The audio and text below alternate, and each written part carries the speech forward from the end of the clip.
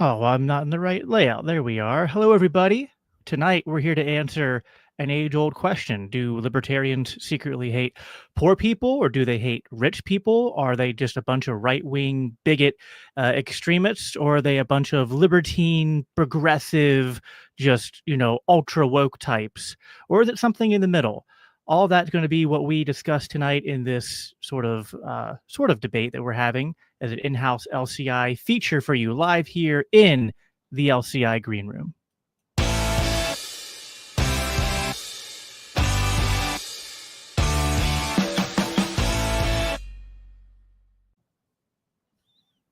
Hey, everybody. Glad to be with you here tonight. Please make sure wherever you are watching that you are subscribed if you are not already. We have been now for a while, I think probably since about March or April. Our new Green Room live stream night has been basically every Monday evening, usually 6:30 or 7:30, but always make sure you're subscribed so you get the notifications. You can follow me at Biblical Anarchy and also the Libertarian Christian Institute at LCI Official on X, and that's usually the best way to get updates about when upcoming live streams are happening and to see who we're having on. We've been on a bit of a run lately of having in-house discussions, and so I think we kicked it off a few weeks back, and I had Gregory Baus on from the Reformed Libertarians Podcast, and that one got cut short because of technical difficulties, but him and I are rescheduled for next week, actually, and so we're going to continue next week the conversation we started a few weeks ago on just some of his recent episodes that him and Carrie have done over at Reformed Libertarians, and just sort of discussing the Reformed worldview and just, covenant theology and things like that, and how it, just kind of diving really deep into the weeds, which I find to be a lot of fun. And hopefully if you're a theology junkie like me, you, even if you don't agree with us, you find it a lot of fun, because we like to read the comments and just have a, kind of friendly exchange of ideas and a back and forth. And then we had Alex on recently to talk about how we read the Bible and discussing different biblical hermeneutics. And then tonight is a continuation of again, in-house LCI discussions. This is going to be somewhat of an informal debate, not quite like a classic Oxford-style debate. There's not really a resolution here. It's more just a discussion, and it's one that I feel like it's always going on, but it picked up some traction recently when I think it was Libertarian Party New Hampshire, which was probably Jeremy Kaufman, was making some, rather provocative, very edgelordy comments on the internet. Of course, Jeremy and some think that libertarianism is explicitly right-wing.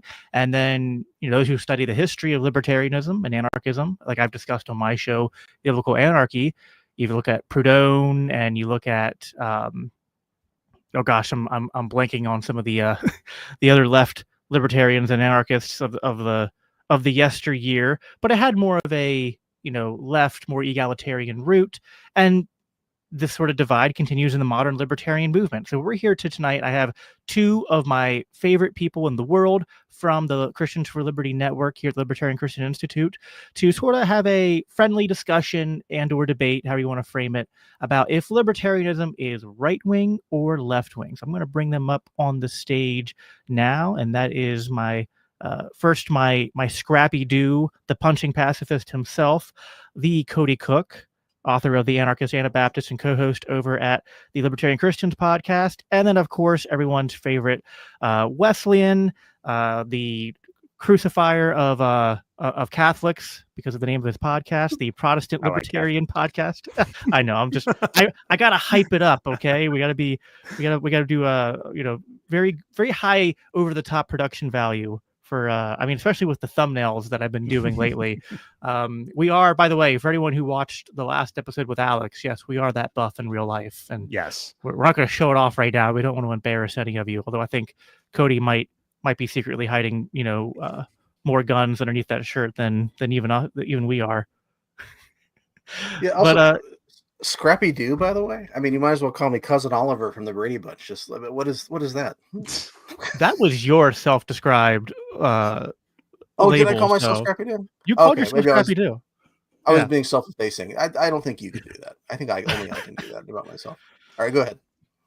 Oh, that's fine. I mean, for as many comments as you make about my Lord and Savior John Calvin, I think I can call you Scrappy Doo once in a while. So anyway, yeah. So I'm gonna go ahead. I think I've framed the conversation adequately. We talked beforehand, and we decided that Alex was going to kind of kick us off. And again, this is kind of a debate, so we're going to have kind of like opening statements of a sort. So Alex is going to give his take on if libertarianism is a right wing or left wing. He's going to explain, why he thinks it would be more. I mean, Alex, you can correct me if I'm wrong, but based on our conversations and back and forth, I think you would say that although perhaps the right left paradigm isn't always the most articulate way of looking at things, but if we're going to look at it that way, then you would tend towards defining it more as a right-wing philosophy. And then Cody will respond with explaining his take on why he would perhaps make an argument for why it's more left-wing.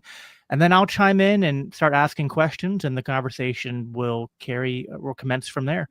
So Alex, go ahead. The floor is yours. I'm going to put you into solo mode while you're talking then. All right, perfect. Well, Jacob, again, thanks for hosting this tonight.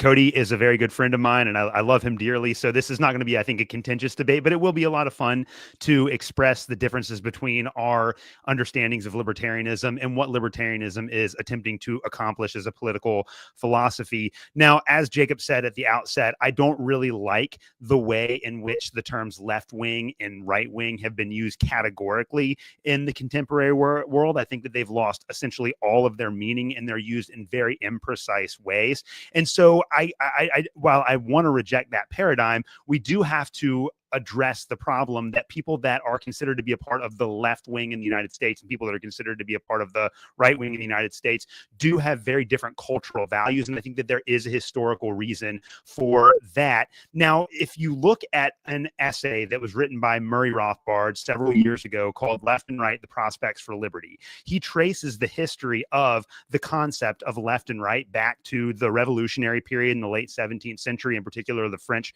Revolution. And the left-right spectrum during that period of time was between the left wing, which was against the establishment. They were revolutionaries that wanted to tear down the old order, and the right wing, which were the established churches, the established governments, the kings, and things of that nature. And so from that perspective, if we looked at libertarianism through the framework of the left-right filter in the Enlightenment era, then libertarianism is a left-wing philosophy because it's a radical philosophy that's predicated on the defeat of the political establishment.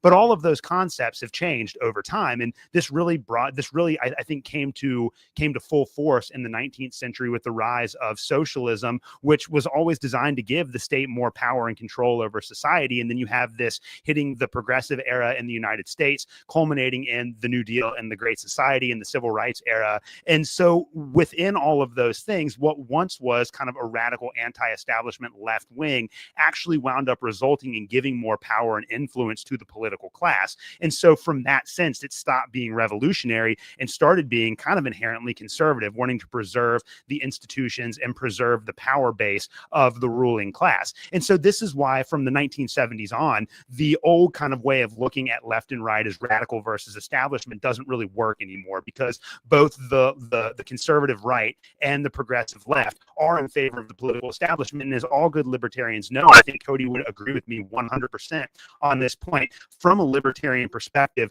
the real political spectrum is not between left and right, but between authority and liberty. And conservatives and progressives are both on the authority side of that political spectrum. Cody and I, even with our disagreements, are both on the liberty side. And I think that that's the way that we should conceptualize it. But even within that framework, there are real cultural differences between the left and right. And I follow the tradition of Murray Rothbard and Hans Hermann Hoppe. And this is really the foundation of right-wing libertarianism in general.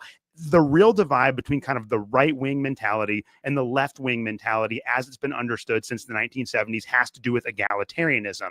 And so for left-wingers, the goal of the political process is egalitarianism, trying to create a level of equality between all human beings, whereas the right wing is a rejection of egalitarianism. Now, I'm not saying that the right wing necessarily believes in individualism as its antithesis. I think that for Murray Rothbard and Hans Hermann Hoppe and the libertarian tradition, tradition in general, it is individualism versus kind of collective egalitarianism. But there are plenty of people on the right that we would disagree with that reject the notion of individualism as well. So that's not a good enough framework for understanding the right. So broadly conceptualize the difference between the left wing and the right wing is egalitarianism versus non-egalitarianism. And we can see that dynamic playing out within libertarian circles as well. What's the goal of liberty? Is it to create a more equal society, or is it to is it a rejection of kind of that idea that society can be equal, and more of a return to the notion that individuals are autonomous and should be respected as such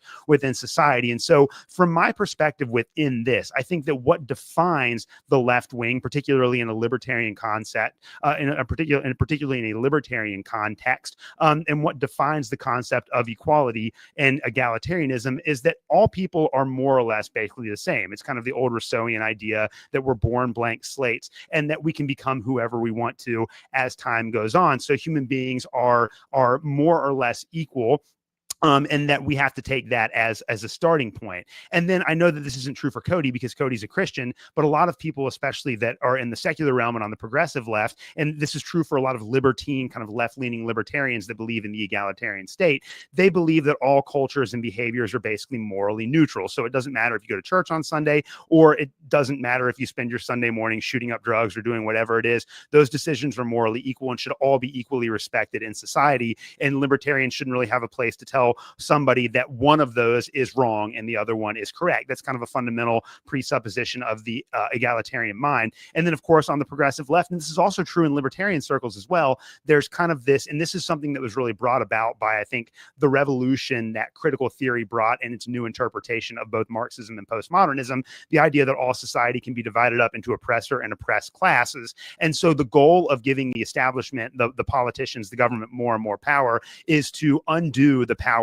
of the oppressors and liberate the oppressed. But we do that at the expense of suppressing the rights of the supposed oppressor groups. And that is more or less the framework within which egalitarians operate. Again, there's a lot of room for play in that. And a libertarian egalitarian is going to be much different than a progressive egalitarian. But it's this idea that the goal should be human equality. Whereas I think within the right wing of the spectrum, the anti-egalitarian position that I hold is that there are actually real differences between people. I do think that a lot of these differences are cultural differences, but I also believe that there are genetic differences as well, and that we have to take that into consideration when we're analyzing human behavior.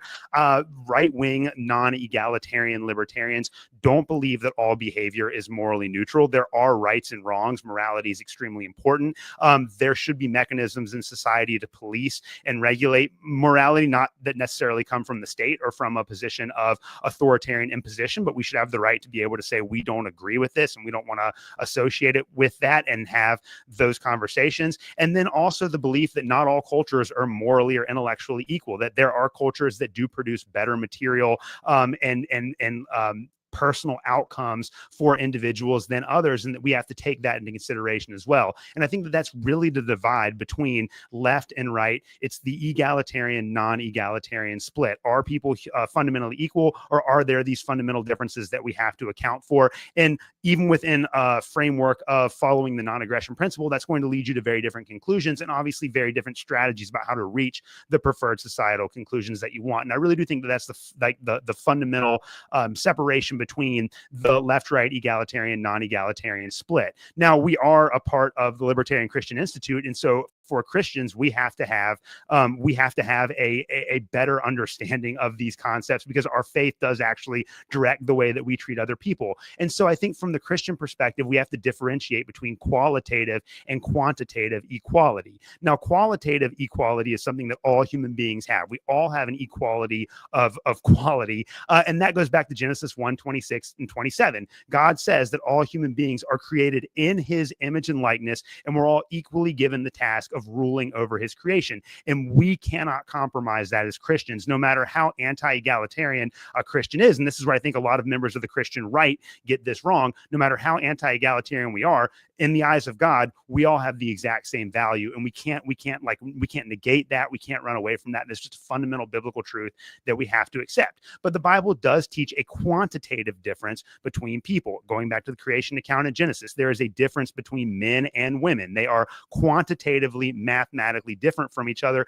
but that's not a bad thing. Men and women have different functions, and we should celebrate that they have different functions, but we shouldn't try to pretend that men and women are the exact same. And when you look at the New Testament in passages like 1 Corinthians 12 and Ephesians chapter 4, Paul's theology of the body is a theology that is predicated upon the notion that human beings are qualitatively equal but not quantitatively equal. For Paul, Christians need to have differences. They need to have different aptitudes. They need to have different interests. They need to have different abilities, because the body of Christ can't function if everybody is exactly the same. So even within the Bible, we have that kind of distinction between qualitative and quantitative distinctions. And I think that as Christians, we have to understand that. So as I'm making the case through the next hour and a half or whatever for right-wing anti-egalitarian understanding of libertarianism, this is not to denigrate the fact that every single human being is created in the image and likeness of God and has the exact same value in his eyes as I do. This is just to acknowledge that there are real differences that we have to try to account for and have rational conversations about. And so I stand in the tradition of Rothbard and Hoppe and am a proud, outspoken right-wing libertarian, but not one that hates other people because God says that we're all created in his image and likeness. So that's my statement there. Awesome. Thank you, Alex.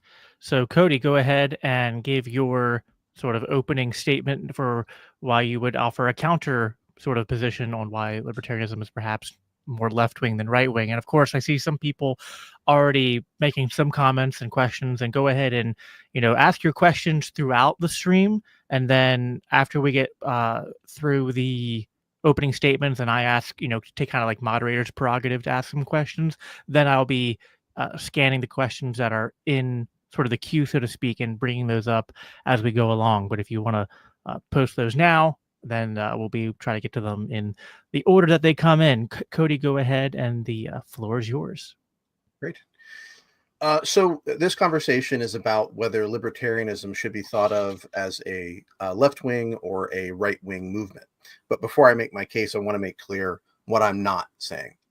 I'm not saying that a libertarian is necessarily a libertine or a hedonist. So one can advocate for a traditional moral lifestyle personally, but not want it forced on others politically, just as, one can push for restrictive government policies on sexuality while being a hedonist personally. So just look at the Republican Party over the last 50 years. So I also admit, I was going to say, I don't know if I think I heard I thought Alex was talking. Anyway. All right. So I also admit freely that both conservatives and progressives are statists, which means they actually have far more in common with each other than they do with libertarians. And I'm not arguing that we should set aside our differences and just become progressive Democrats already. So what exactly do I mean?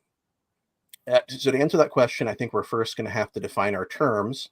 What does it mean to be on the left or the right? Is it liberal to support free speech, as the hippies did, or speech codes, as modern progressives do? Is it conservative to promote free markets, like Ron Paul, or tariffs, like Donald Trump? And one way to answer this question is to go back to when left and right first began to be used to distinguish political philosophies, which Alex already did, but I'll go through that kind of quickly. This categorization begins with the French Revolution. You had members of the National Assembly sitting on the left or the right side, depending upon whether they were more favorable to the revolution, the left side, or to the old monarchical order, the right side. I'll say, Jacob, I think you might want to be muted. I'm hearing a little bit of background noise. I'm sorry. And so while the revolutionaries also promoted violence, and they were also anti-religious, their roots were in that classical liberal tradition which spawned the American Revolution and later libertarianism, and as opposed to that conservative tradition of the monarchy. And so that categorization isn't perfect, doesn't map neatly onto libertarianism, but it's more accurate to say that in this historical sense, libertarianism is a left-wing movement. But actually, I'll spend a little more time on the historical side. To kind of elaborate on what that actually means. What does it mean to be left and right? The conservative political theorist Yuval Levin looks at this historic dichotomy and basically explains it this way. He says, while the right argues that a good society will build carefully onto what our ancestors gave us, believing that the house of society which we live in was likely constructed with great care and thought, and we shouldn't just go around with a sledgehammer breaking down walls that actually might be holding the house together, right? Or you might think of a Chesterton's fence as an example. And so the left, on the other hand, has no commitment to historical precedent, but in the interest of human rights and freedom, want to destroy that arbitrary authority which has been built up over time. Now, which of those views sounds more libertarian? Now, of course, libertarianism is primarily a matter of principle rather than a disposition toward history, which is, I think, fair to say conservatism and progressivism are. But nevertheless, a key tenet of libertarianism is that we don't superstitiously hold on to traditional power structures for their own sake. And the utter consistent application of the historic right-wing philosophy here would lead to, basically ancestor worship, ethnocentrism, nationalism. The ethnic group in slavish service to the traditions of its ancestors decides for the individual. But the consistent application of the historic left-wing philosophy is the rejection of authoritarianism, the rejection of oppression, and also the rejection of unequal rights. In short, the individual decides. But that's more than 200 years ago. Things have changed, right? Wouldn't libertarianism be a right-wing movement now?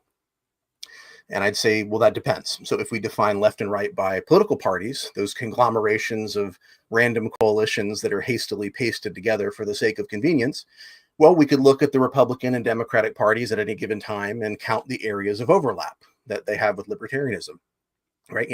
Both parties are war parties, but they also have an anti-war minority. That minority, of course, has grown on the right and shrunk on the left in the last few years. The Republican Party has traditionally been more pro-markets, but that's hardly been the case under Trump. And these shifting sands demonstrate that even if libertarianism might be thought of as left or right adjacent today, tomorrow may bring new alignments. So there's not a lot of help there in defining libertarianism. Libertarianism's superiority lies in its moral conviction. It's not an ideology drifting in the wind like American political parties often are. We could also define left and right according to Thomas Sowell's binary of the constrained and unconstrained visions. The constrained or conservative vision is pessimistic about the flexibility of mankind. So it's also pessimistic about our ability to create a political utopia. But the unconstrained progressive vision thinks that humans can be fitted into some idealist's utopian vision. And, which of those best approximates or better approximates the libertarian perspective? We are, to be honest, regularly accused of utopianism, of believing that in a power vacuum, the market will step in and meet the needs of the people and provide justice and protection for all, a viewpoint that even progressives regularly scoff at as utopian. But on the other hand, you could say that libertarians are sober-minded about the limits of central planning and the reality of bad incentives. And these are concerns that even conservatives are often naive about. So in that sense, we're actually even more constrained. And so, we could be perceived as having an unconstrained view in one sense, in that sense that we are idealistic and hopeful about what human beings can accomplish without the state. But in the sense that we have a lower, more realistic view of human nature, that we don't trust any human or groups of humans with ultimate power, that we believe power should be distributed down to the individual in order to limit its potentially harmful impacts. That sounds more constrained. But what I'd say is Sowell's dichotomy can be helpful. It's hardly totalizing. It doesn't explain why conservatives thought they could nation build 20 years ago or centrally manage an economy today, or why progressives distrust religious authoritarians in situations where many conservatives don't, right? So I think that the economist Arnold Kling's definitions actually get us closer to the truth. In his book, The Three Languages of Politics, he argues that to be right-wing is to see all political issues through this dichotomy of civilization and barbarity. So police violence, to give an example, police violence against civilians is framed as agents of civilization, the police, using necessary force to restrain agents of barbarity, those who they use force against. Often there's a racial or economic classist tinge to those kind of those arguments. But the left-winger looks at the same issue through an oppressor-oppressed axis. And so he sees an agent of the oppressor class beating down a member of an oppressed class. And Kling concludes that the third language, the libertarian language, sees the world through an axis of coercion and freedom. And if you compare these three languages, you'll notice that the libertarian language maps far better onto the left-wing language than it does the right-wing language. We believe that there is a class of people called the state, which uses violence against another class of peaceful people, and that that's wrong. The key difference between us and the left is that our definition of oppression is limited to coercive or violent acts. The left sees oppression as so expansive that it includes things like a small business owner not paying his employee an arbitrary minimum wage that the leftist sees as fair. And since the employer is being oppressive, it's therefore just and right to use actual literal violence against him to force him to pay his employee that fair wage. In other words, the real difference between libertarians and leftists is how we define oppression or violence, or maybe to put an even finer point on it, that only some forms of what might be called oppression, namely violations of the non-aggression principle, can justly be responded to with violence, right? There might be things that we'd say, well, that's not a violation of the non-aggression principle, but it's still not cool, right? And so in that way, we could actually find some things in common even more with the left, just that we wouldn't say that violence is an acceptable response to it. And as a result of this, James Lindsay's critique that libertarians are woke critical government theorists because we believe in an oppressive class is, despite the inclusion of terms that are meant to be incendiary, not actually that far off the mark in its core contention. No one here is really going to dispute that libertarians blame the state for every social injustice with the same fervor that Louis Farrakhan blames the white man. So what then is the difference between libertarians and right-wingers? It's a difference not in scope, but in kind. And this is according to Kling's definition. The right-winger looks at an issue like police brutality, immigration, Israel's treatment of Palestinians, and he doesn't ask who is the aggressor, but who represents civilization as we're used to defining it. In other words, he asks who is powerful, and whoever has power is defined as being in the right. So at its core, to be on the right means to believe that might makes right. And the new right sees this distinction, I think, even more clearly than the mainstream does, which is why they actively promote nationalism, racism, and draconian immigration policies against those who don't currently have power, lest they gain it. Some libertarians have flirted with new right ideas and sought to build coalitions with these people, but libertarianism isn't opposed to equality or immigrants or Black people. It's opposed to aggression. Opposition to aggression isn't a right-wing value. It's a left-wing one.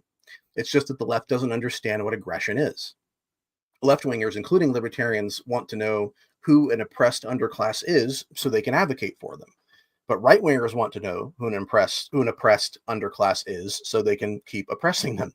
And that's why I think this conversation is important. Too many libertarians are joining cause with the new right, and it's leading them to set aside their fundamental convictions for a different worldview. In sum, the libertarian model could, with all the caveats that I mentioned earlier, be properly considered or understood to be left-wing. It meets the historic definition for a left-wing movement, as well as Kling's, though under Sol's definition and that coalitional definition, it's kind of a wash, maybe. For this reason, right-wing libertarians who emphasize order and civilization more than liberty can be justly accused of not really being libertarians, but right-wingers. Of course, it's also true on the other end. If your definition of oppression is so expansive that it takes in the voluntary choices of free people, you're hardly being consistent with libertarian principles. But notice the difference. The left stray because their definition of oppression is too broad. The right stray because they have a fundamentally unlibertarian worldview. And to paraphrase Jim Wallace's critique of the left and the right when it comes to Christian values, from a libertarian perspective, the left gets it wrong and the right simply doesn't get it. And that is my opening. Sorry, I keep hitting the wrong buttons here, folks. Here we go. All right, now we're all back here on the stage. So I'm going to go ahead and I won't probably talk as long as either of them did, but I'll kind of give my own thoughts and then start asking some questions. There's a lot of what you both said that I agree with.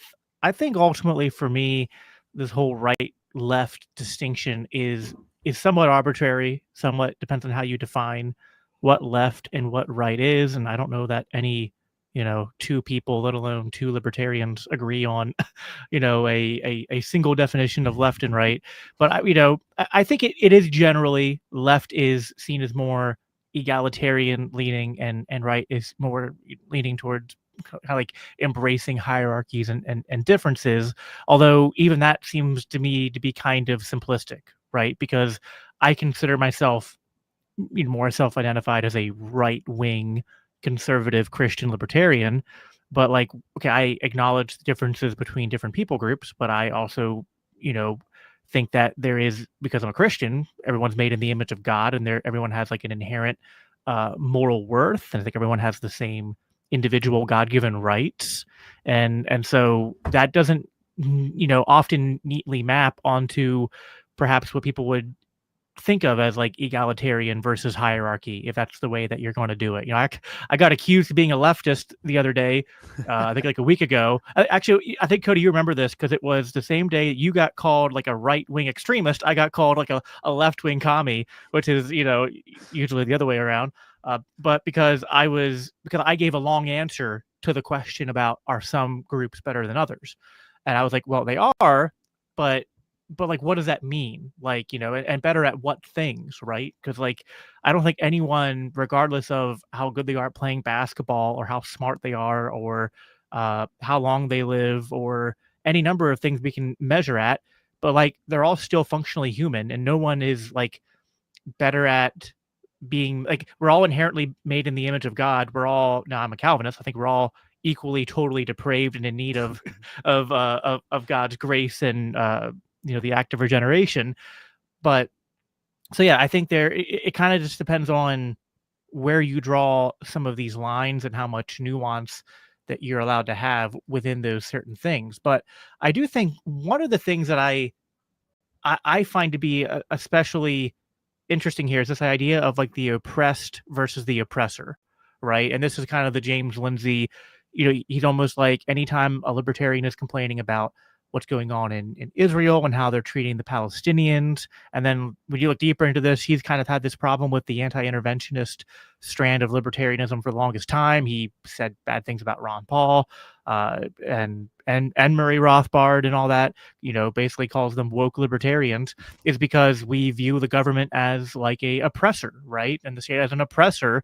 And we need to, free people from that. And if you have realized the anatomy of the state, the true nature of the state, then you've woken up to like reality, right? That means you're woke. That means you're left wing. And, and Cody, you seem to be kind of suggesting, well, I guess there's an element to where this is kind of left wing, but I guess I would just question if that's really the case. Because I think the way I've been thinking about this is that I think libertarianism as a philosophy, as an idea base, is more right wing. I would agree more with what Alex said and what Rothbard wrote in Egalitarianism is a Revolt Against Nature. I think libertarianism is sort of a, to use more Christian terms, libertarianism is natural law.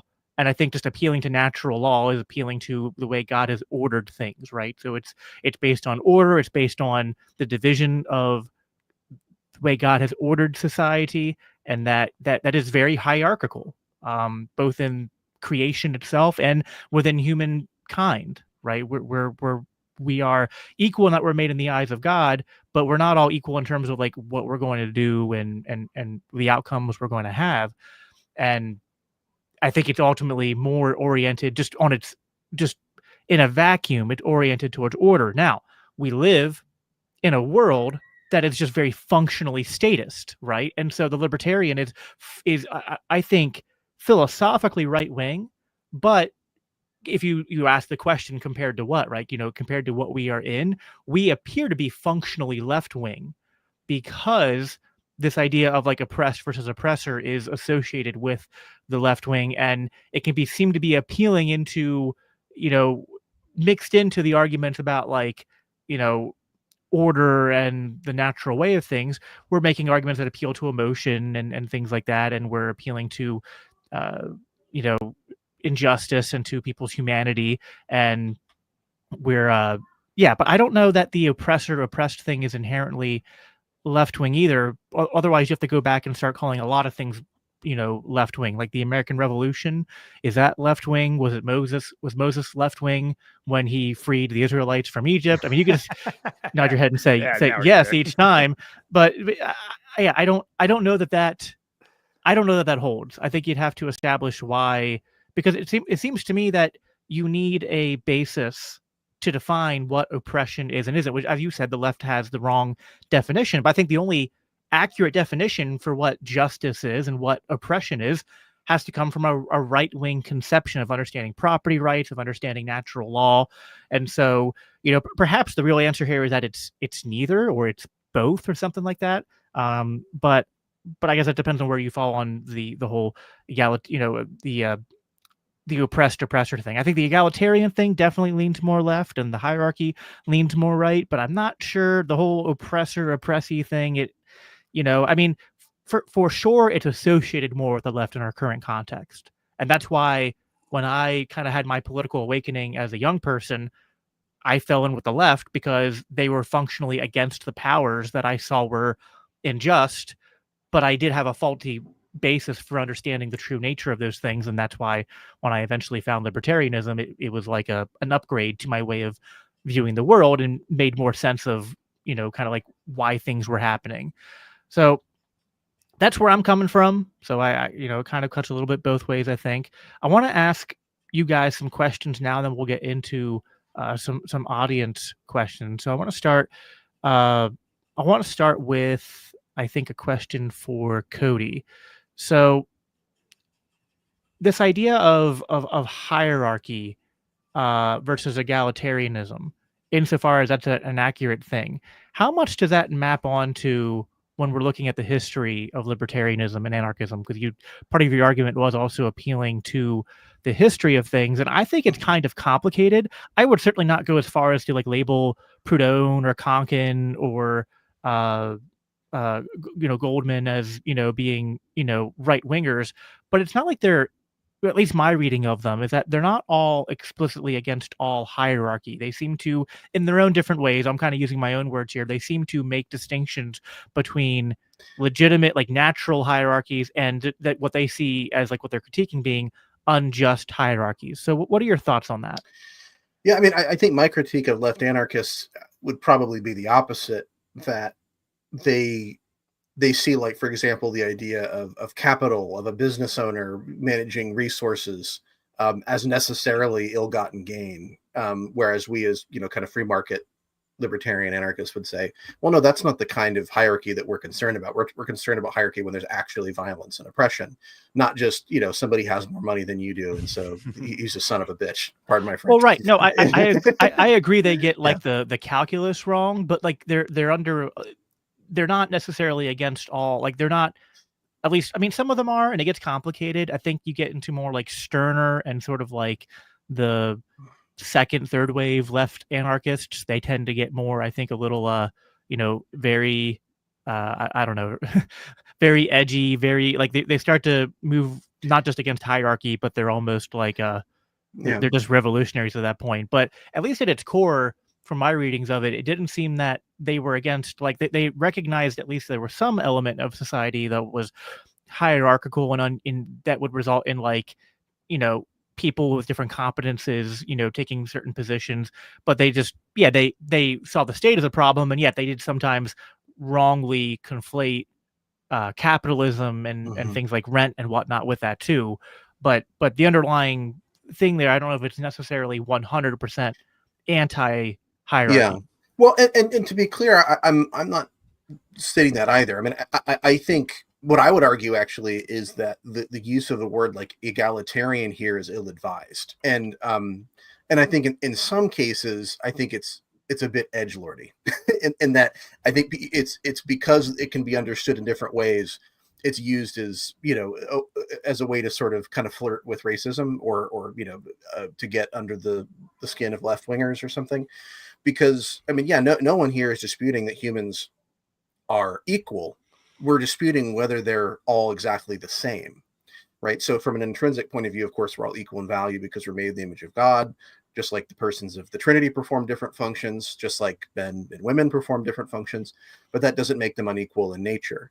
And so, I think, I don't reject the idea that certain people have different competencies. I would push back against the idea that we should see the world through a fundamentally collectivist lens, that we should say, Asians are really good at math and Jews are really good at finance and Black people are really good at basketball. I mean, even if you were to sort of separate groups out and sort of notice certain trends or averages or something like that, I mean, humanity is more individualistic and more universalistic than we are collectivistic. You can tell more about somebody from who they are as an individual or that sort of shared humanity that they have with everyone else, I think, more than you can tell just from some group, some racial group that they sort of fall into. And I think, culture certainly can be an impact, but ethnicity, sort of qua ethnicity, I think doesn't tell you very much. And I think the part of where many people go with this, including Rothbard, a little bit, he sort of winks in this direction a bit, is that there might actually be some senses in which the collective identity is more fundamental than the individual identity. I will say one other thing, though, to get to the Christian part of Christian libertarianism, which is, aren't we obligated to follow Jesus's model of seeing the last as first and rejecting that pagan model of hierarchy that Jesus's ignorant disciples initially thought was part of the kingdom of God? To push back against Rothbard a little bit here, isn't Christianity itself a revolt against nature if that's if that's how he's defining nature? See, now you're like bringing something up that I want to respond to, but I don't want to have this be too one-sided. I want to bring Alex in. Alex, go ahead and respond to what Cody said, and then I'll ask you either a follow-up question or ask you another question. Yeah, I see that both Tommy the Coffee Addict, which is an awesome name, by the way, and Hody Johns, both of them in the comments. Tommy said that I feel like libertarianism is neither left and right, and it's really just a matter of emphasis. And then Hody Johns says, I wish there were better terms for this than left and right. And I feel like both debaters are basically granting this. And I completely agree with Cody. And even I think that we both kind of struggle to articulate what we mean by left and right, because there aren't really stable, solid conceptual categories to understand those two terms. And so again, it's like what Cody, when you went through, Thomas Sowell and all the options that people have outlined for what it means to be left and right, there are variations between what different academics and intellectuals have said about that. And this is just, I think, one of the fundamental failures of language is that we just don't have good conceptual categories, because a lot of what you said in your introduction, Cody, I totally agree with, like the sentiment of it and on its face value as well. I think your analysis was pretty good. We just have to find ways of delineating, why are there these big cultural differences between these two groups of people? I guess the question that I would have for you, Cody, and this is something that I've kind of become, I guess, more converted to in the last several years, is that I used to very much be a Rousseauian blank slate kind of guy, where I believe that genetics played maybe 5% of a role in determining somebody's outcome, and that the rest of it was entirely cultural, that we're cultural animals, and that are like the environment in which we're shaped determines who we are as an adult. And I still very much heavily lean more towards the nurture side of that debate than towards the nature. But in recent years, especially reflecting on, and this is something that, I know Doug Stewart and I have talked about a lot, reflecting on my own personal health journey and just kind of seeing how to optimize health, it does seem like there are real genetic differences between people, and that you can track that onto various groups. And I think that a good example of that would be that in general, people that have ancestors that can be traced back to the global South, so South America and sub-Saharan Africa, tend to have larger muscle mass than people whose ancestors come from northern parts of the world. And that does seem to be a real genetic difference. It's not good or bad. It's just something that exists. Do you think that those genetic differences are real, and that they might, even on the margins, make some difference? And I'm not saying that there's any sort of moral value in that. I'm just saying that that's kind of a subject that scientifically we should explore, and then maybe just I don't think it's unfair to think that those might have variations in social outcomes in the long run, if that makes sense. Yeah, I think what I said earlier about how you can look at averages, right? And yes. And sometimes it's not always clear what's contributing to those averages, right?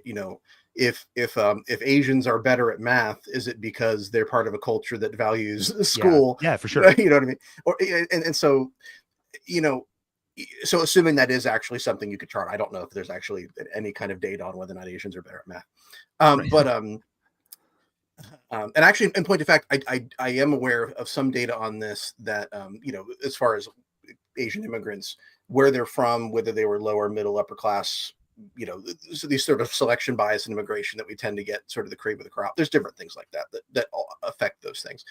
But yeah, I think you can look at those averages. But I think as you talked about it yourself, you're having to learn as an individual how to overcome the limits that may be in your body. That's part of them may be genetic, that may not be my limits, may not be Jacob's limits. We may have different, issues to overcome, but you are an individual, and your choice, your individuality actually is more significant than those limitations that have been put on you. And so, I think this is where maybe existentialist philosophy is helpful here. Are we who we are because of just sort of that brute fact of being, or are we persons because of what we choose to do?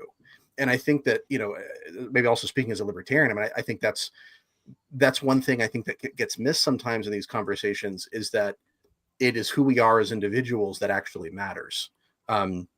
There's it was an 18th century conservative philosopher named Joseph de Maistre, and he wrote against classical liberal philosophers, and he said, there's no such thing as man in this world. In my lifetime, I've seen Frenchmen, Italians, Russians, but as for man, I declare that I have never encountered him.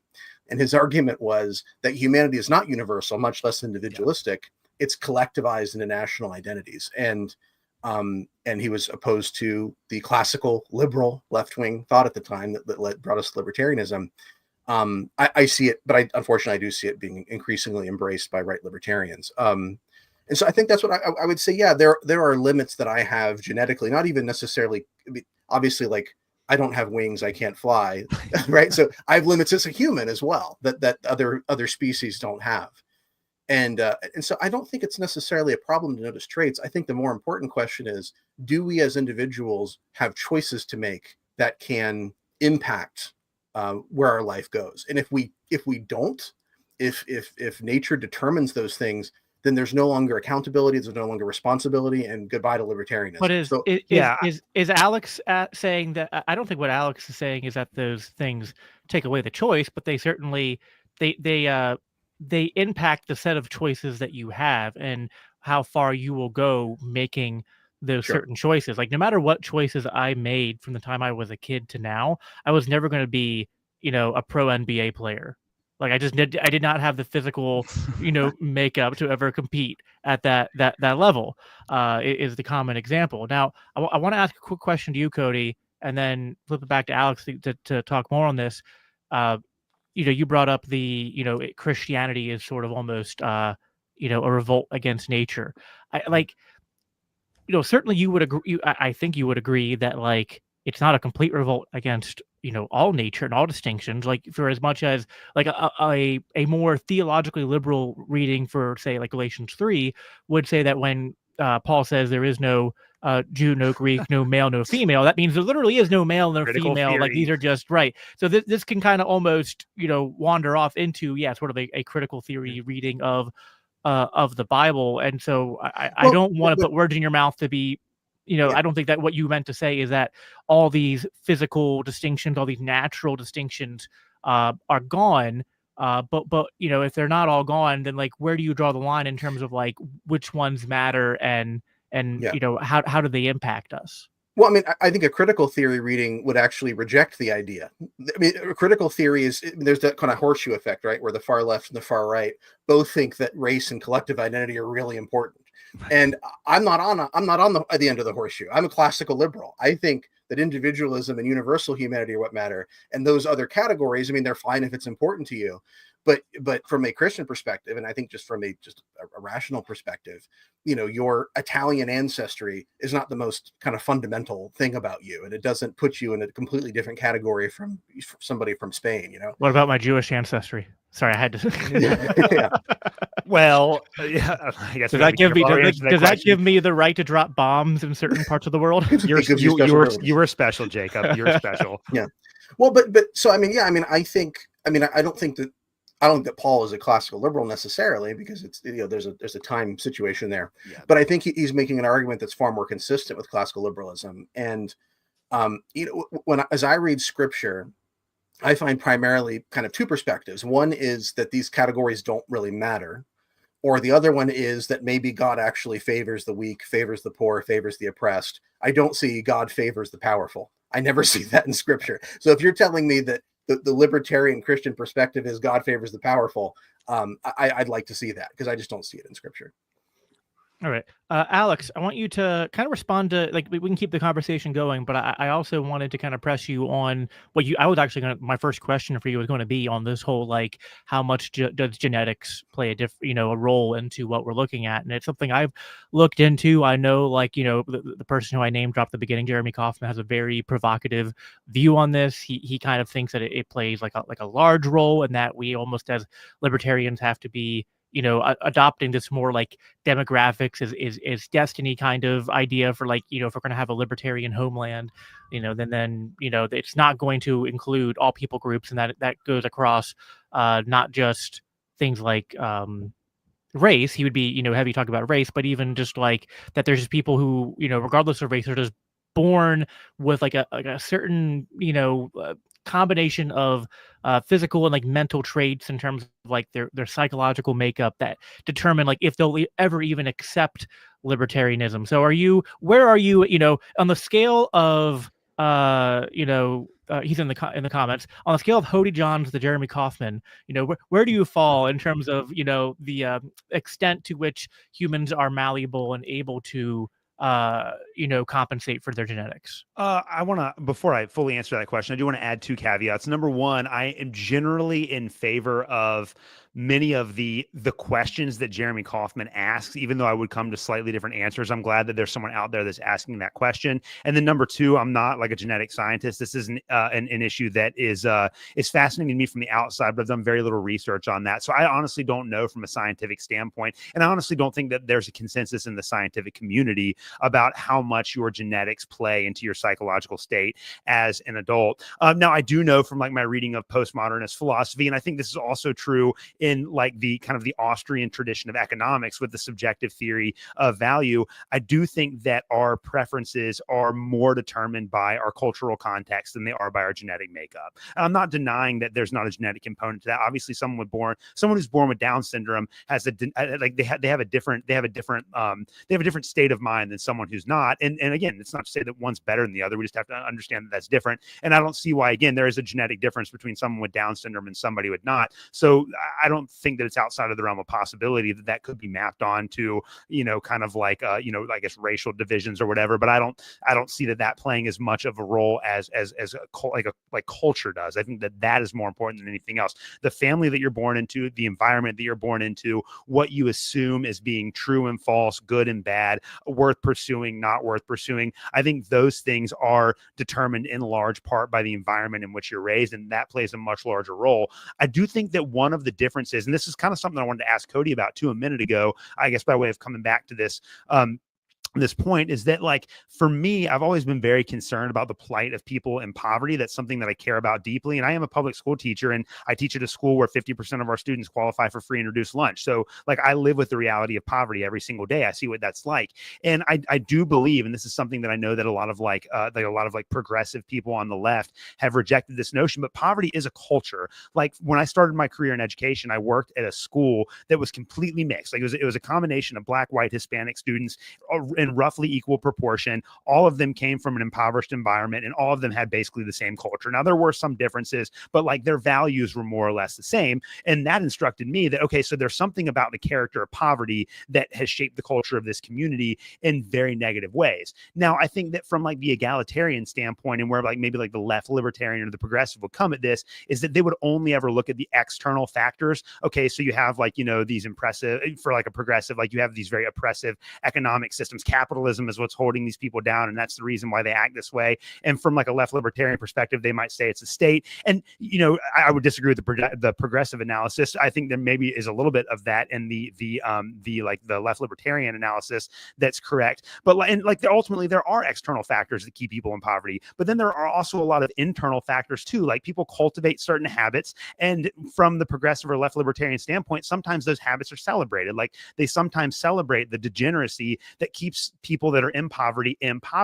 And from my perspective, I want to say like, look, you can do better than this. Like you're not stuck in this position. It's actually really bad for you if you sleep around, and if you don't study, and if you choose to do drugs. Like these have really negative consequences, and they aren't moral goods. And I do see that there are some like left-leaning, more egalitarian-leaning libertarians that would say, well, you really can't make that moral judgment about somebody else, because if they choose to live their life that way, then they have a right to do that. And while I agree, like in the abstract fact theoretical that they do have a right to do that, it will create negative consequences and then also perpetuate poverty. And so that's kind of where I'm coming at this from. And again, it's not like it's not that I'm trying to say, because I don't want people that are poor to stay poor. Like I want to eradicate poverty by making everyone that is in poverty like have enough to survive, right? So I guess that's kind of my question for you, Cody. And this is where I really think that split between like the egalitarian, anti-egalitarian mindset is the most obvious, is that for someone like me, I'm anti-egalitarian because I don't want to say that the conditions that lead to poverty are either like good and should be celebrated or neutral. We should say that they're bad and condemn them as such in order to help people reach their full potential. Yeah, Cody, go ahead and respond to that, and then I'm going to ask you guys each one more question and then start diving into audience Q&A. Yeah. I mean, I think that you're right that leftists believe in a form of class determinism where individuals can't really be not just like responsible. What's the word I'm looking for? To sort of not to take responsibility, but to sort of say like, you know, regardless of the situation I'm in, I can sort of better my life. I have to take account for it, right? Accountability? Not accountability, but it's another word like that. Okay. And so I mean, accountability is fine. Sure, we'll go with accountability. Yeah. So leftists believe in this form of class determinism where because you're being oppressed, you can't do anything else. Now, what we were just talking about is this sort of far right thing of genetic determinism that says, well, the reason that Black people are poor is because they have inferior genes. Now, I'll tell you which one I think is worse and which one I think is more false. I do think that, you know, I mean, have you seen Sydney Sweeney's genes? I mean, sorry, I had to throw that in. And I think the left is more correct, but I think that they both are taking accountability out of the equation, where they sort of say, well, your fate has been set for you by something that was outside of your control. And so, I mean, as a libertarian, like I said, I fundamentally reject the ends of the horseshoe. I believe in individualism. I believe in taking responsibility and accountability. And so, I realize that I'm in some sense undermining my thesis that libertarian is more left wing in order to undermine that it's also right wing. But I do think the left is a little bit closer, because I think as libertarians we acknowledge that the state has created this thing, this kind of behemoth, when Paul talks about, almost like the way Paul talks about sin, it's the sort of thing that you're trapped in that, you know, makes you do certain things to some extent, you can't get out of it. And then and so I think in some sense, we do kind of agree with the left on that there are these systems in place that are very restrictive and that become, I mean, almost impossible to get out from under. So like, you know, if I wanted to, you know, avoid the value of the dollars in my bank inflating, or in my piggy bank inflating, there's almost nothing I can do about that other than, you know, trying to separate from society, stop using dollars, or, you know, and so, I mean, yeah, I think the left is closer, but I still think that both of them are taking personal accountability out of the question, out of the equation.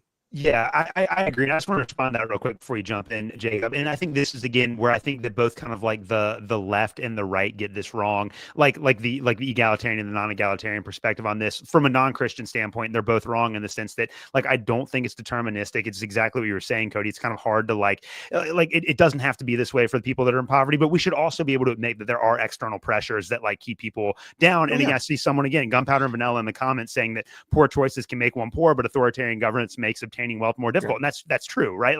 Like both of those things can be true. And then on the flip side of that, I think that there are, for non-Christian right wingers, they come to the correct conclusion that people are in poverty oftentimes because of a long series of poor choices. And we have to acknowledge that is a real thing. But then their conclusion is, well, just let them be poor and starve, and then the market will solve it later on, right? And so like as Christians, neither of those are paths that we can take. Right. Like we have to be like, okay, we need to like find a solution for this because God loves these people. We're not going to celebrate it, but we're also not just going to leave them to their own devices. Well, since we have a little bit of time to fill, Jacob, can I give a quick response to that before we go to questions? Or yeah, sure. Okay. Yeah. So I'd say a couple things in response to that. I mean, so first of all, I think Thomas Sowell argues persuasively that these elements that we see in like Black culture, like poor Black culture that we're often very critical of, were borrowed from poor white culture. Yes, absolutely, culture, yeah. Right? Yeah. And so once again, we're taking race out of the equation. Yes, culture is a factor. Choices are a factor. But I would also say that the difference between being rich and poor is that when you're rich or you're well-connected or your daddy plays golf with a judge, you can make poor choices, right? That's the difference. You know, so the best advice you can give a poor person is, you know, don't have a kid until you're married, just stay, finish high school, keep a Yep. job down right now. And you'll probably be okay, right? Assuming that, some disaster or horrible health condition doesn't befall you, you'll probably be all right. But if you're rich, you're just going to be all right. And so there is a distinction there. Choices are still important, but these other factors, I think, are also pretty strong. And I think the left is correct to note that. I think the right is correct, that the kind of the middle mainstream right, to say that choices are also important, that culture is also important. When the far right says, well, the reason that you're in this situation is because you're black and stupid or something, that's where obviously we've gone completely off. The wheels have gone off. And so, yeah. So, all right, I'm going to ask you guys each one more question before we move to audience Q&A, but these don't have to be super long answers. But, Alex, what would you say? These are like mirrored questions, by the way. Alex, what would you say to the fact that we look throughout history, and it seems like whenever we look at like the abolition movement, we look at the civil rights movement, we can look at a lot of different points in American history. We could probably do this for world history as well.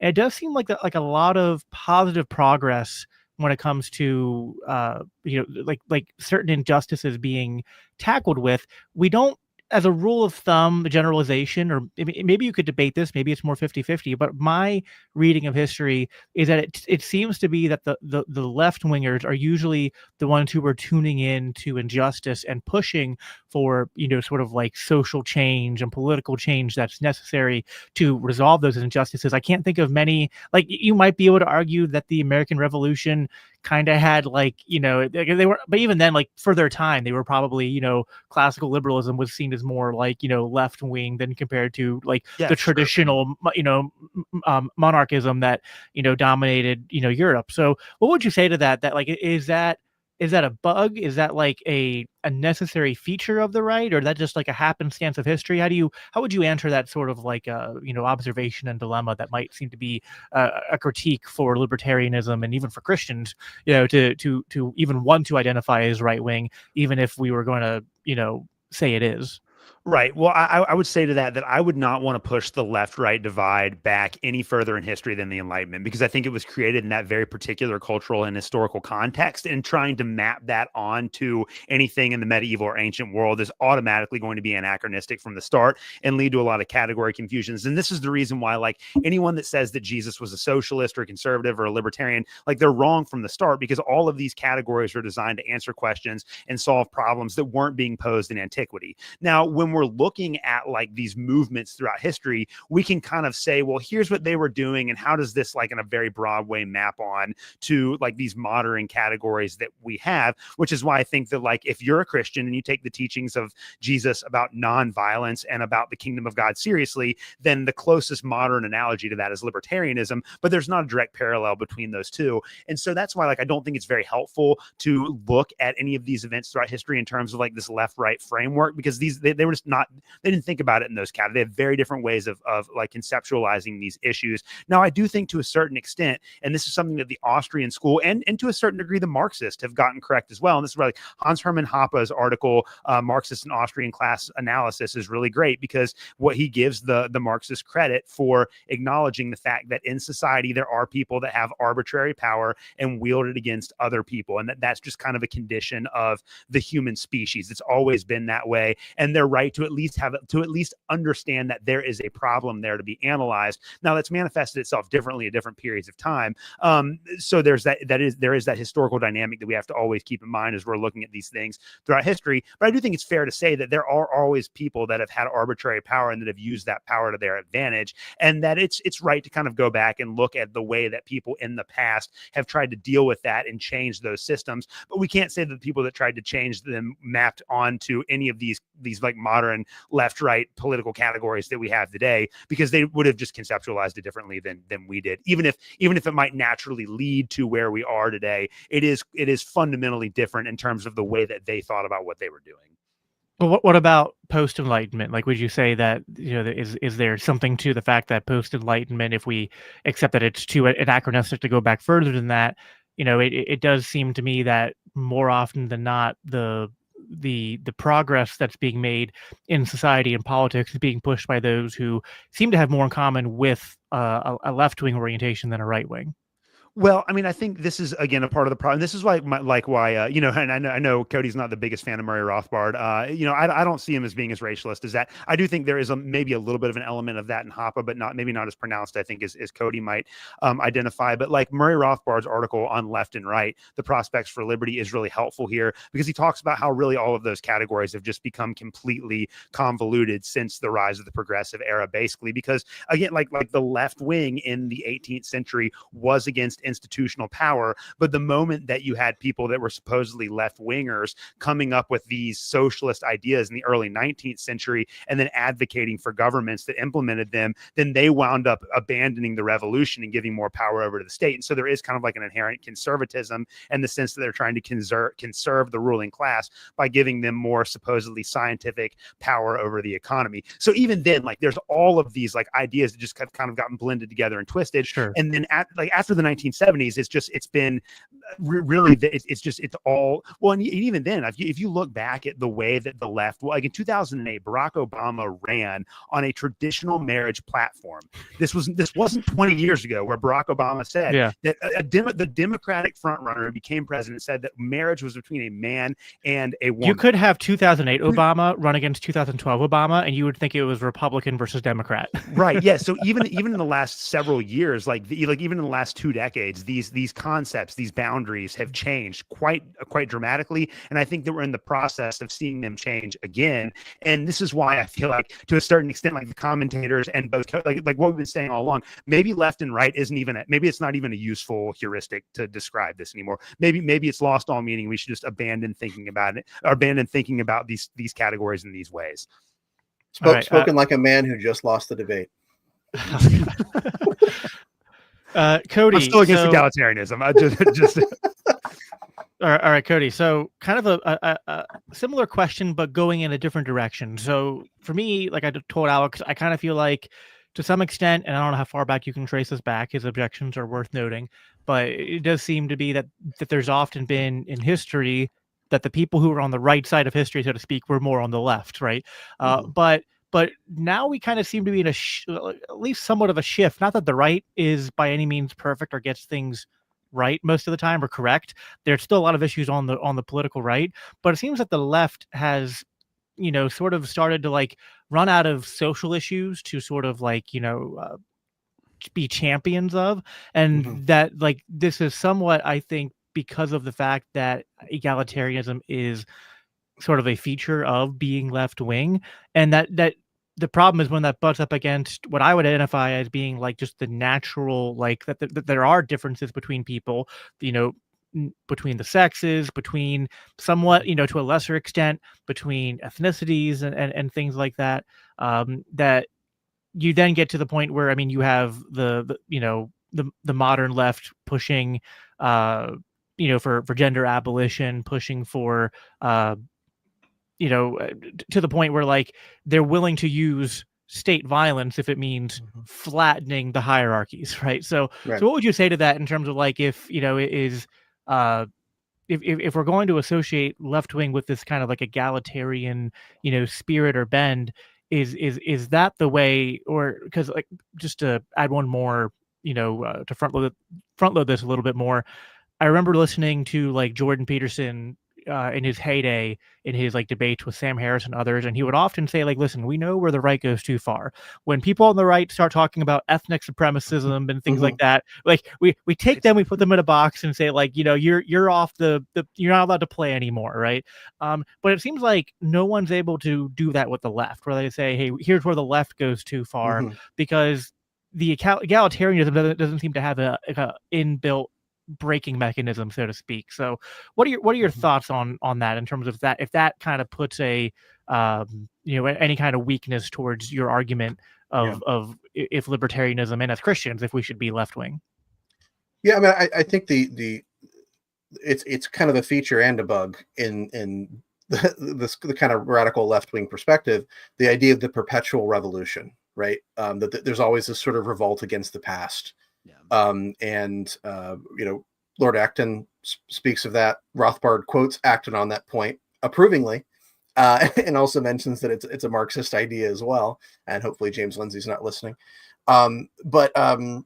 So yeah, I mean, I think that once again, I think the main issue is the left gets it wrong and the right doesn't get it. The left, I think, because it's unwilling to set aside the idea of state violence, it's always kind of missing the mark, right? So if the left was simply saying, don't beat up transgender people, and if a local business wants to set up unisex bathrooms, that's their business, right?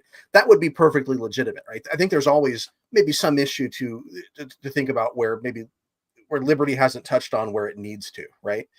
And so, like, insofar as that's true, I think the left is getting something kind of at least partially right. I think that the big problem is really where it brings in the state, because if the state is on the table, using violent forces on the table to correct any form of what might be perceived as a slight, as an oppression, as a microaggression, something like that, that's what gets us into trouble. And that would be my kind of primary answer to that question. It appears to me that there is almost, and I can say, because I came from the left and I kind of was in those circles and even semi spoke the language for a while.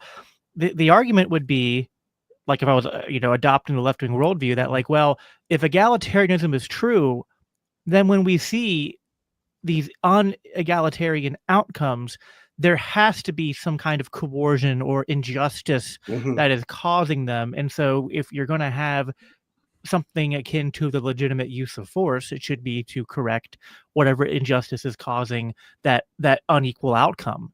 If all people are, and that's why ultimately the reason why I side more with Alex in this debate is because I just can't accept egalitarianism, because it seems to me to. And just real quick, can you define what you mean by egalitarianism, just so we don't confuse anybody on the audience who's maybe missing the finer distinctions?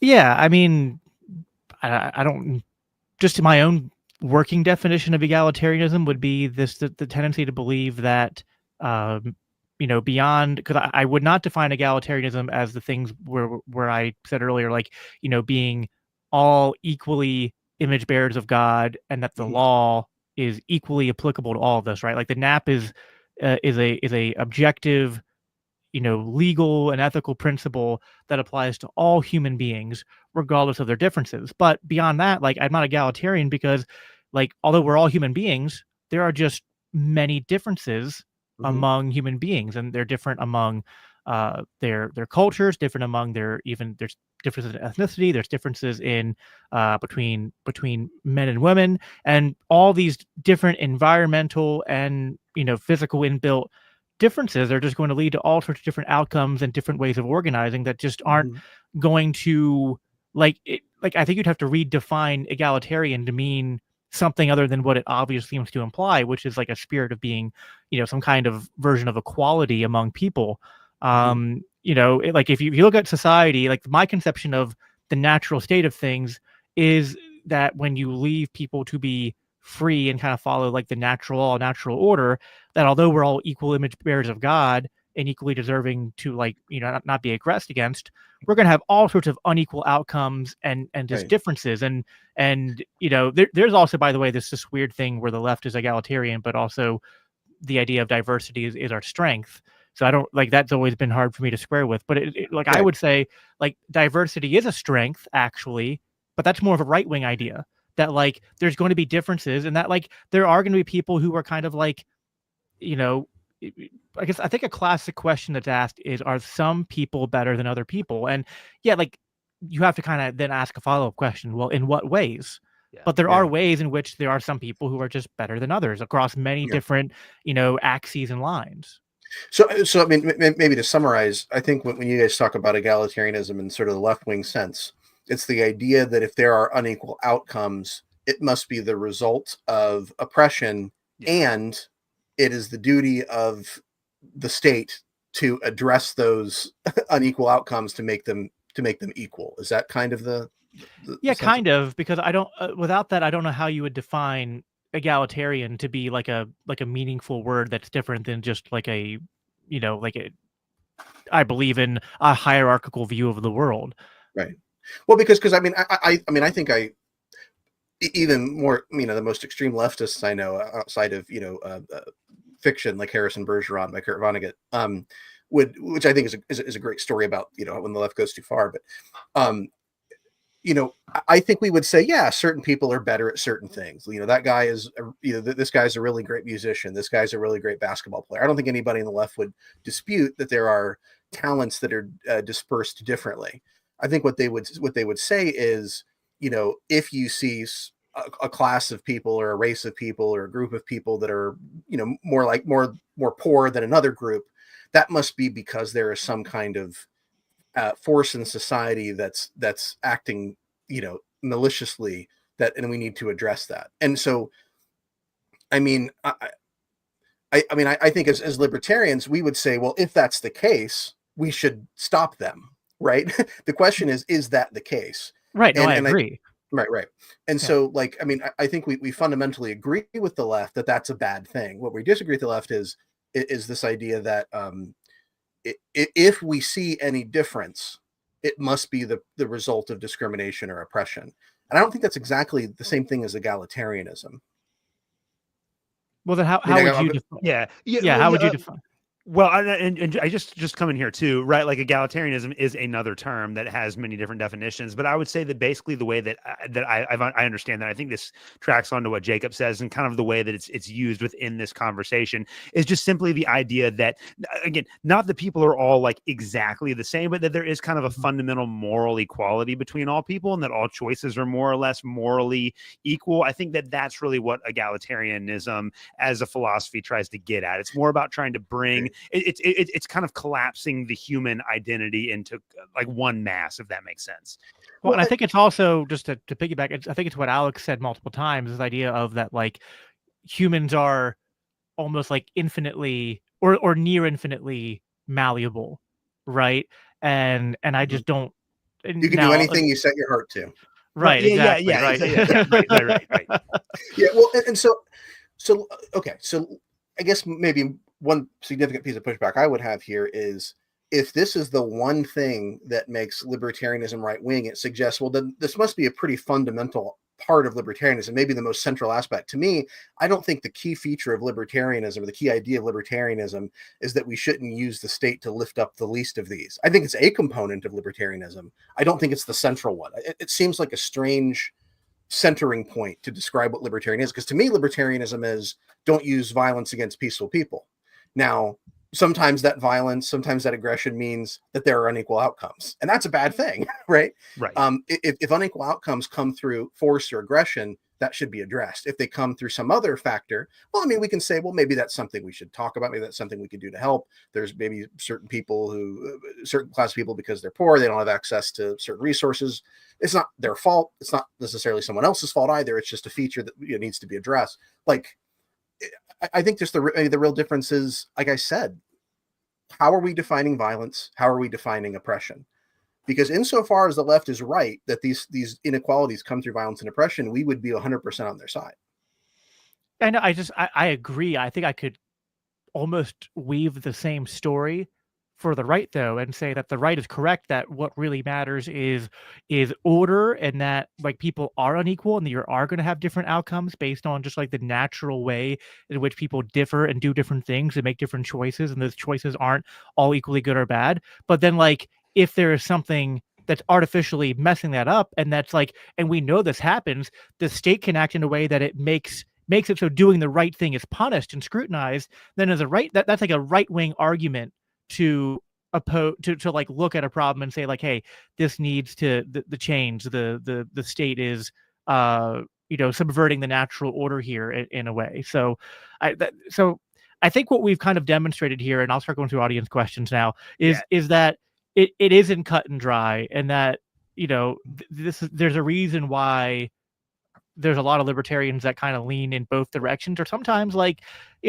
maybe it's a both and kind of thing, insofar as these terms are valid. Maybe there's just elements of libertarianism that are, like, I would probably say where I'm at right now that I think it's mostly right wing, but there are elements of it that probably appear to be, or even are functionally more left wing. And I'm not dogmatic about it, if that makes sense. Yeah, and I want to make one more point here too. I think just to kind of tie this together, because I think it does really make sense of kind of like the fundamental divide, and a lot of this I think has to do with accentuation. So you look at like the Mises Institute and then Reason Magazine. I think that everyone at Reason Magazine and everyone at the Mises Institute would both agree with the non-aggression principle being the fundamental tenet of libertarian philosophy. Like we all agree that that is the starting point. Now with the Mises Institute, they're anti-egalitarianism. So when they look at the role, like the negative role of the state in society, when they look at kind of the goal of a libertarian society, they would look at how the state screws over the individual and destroys communities, and that's kind of the great evil of the state. Whereas like with Reason Magazine, they, again, like operating within the same framework of the non-aggression principle, would look at how the state actually like holds people back from achieving like their true self. That like it's kind of like they accentuate these kind of like progressive issues that are more egalitarian in nature. Like, so how does the state undo gay rights? How does the state undo gay rights is the only one's coming to my mind right now, but like I think it's a good example. Gay rights, for example. Yeah, right, yeah, exactly. Right. That's a good example, like a left-wing issue. Whereas like the Mises Institute would say, well, how does the state undermine family values, right? And I think that that's really kind of the big split. But like when you step back and look at it, and this is just kind of round this out, and this is why like this is it's a really interesting philosophical debate. But we have like more in common as libertarians than we do that divide us, right? Like I consider myself a right-wing anti-egalitarian libertarian, but I still voted for Chase Oliver because I felt like of all the candidates that were available, he was the one that most fully represented my political philosophy, and I wanted to vote for him, right? So that was kind of the idea behind that. So a lot of it does have to do with accent and things like that. So just to throw that out there. I'm going to read one comment out of order because he was nice enough to send in a super chat. John Mosman said, found this through Cody. Love to see other Christian anarchists. Viva Cristo Rey. Cody, I am emailing you later, friend. So John, thank you for the $5 super chat.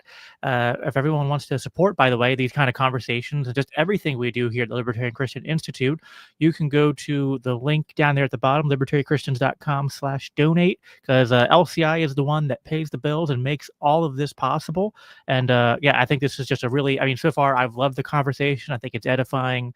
I think someone said that this was like, watching Aquinas in action, which yeah, it's putting us in very high regard, but my boy Legacy Zach. I'll take it. Yeah. Also, I want to say too, if Cody got the only super chat shout out, if this is like an Oxford style debate, the fact that he got one vote and I haven't gotten any, does that mean that he wins? Or all right, yeah. What are the rules of this is the new fundraising tactic? Is that debate will be decided based upon the number of super chats for each debater? So okay, there we go. That's a very right wing way to decide who wins. The most exactly way we could possibly do this. I love it.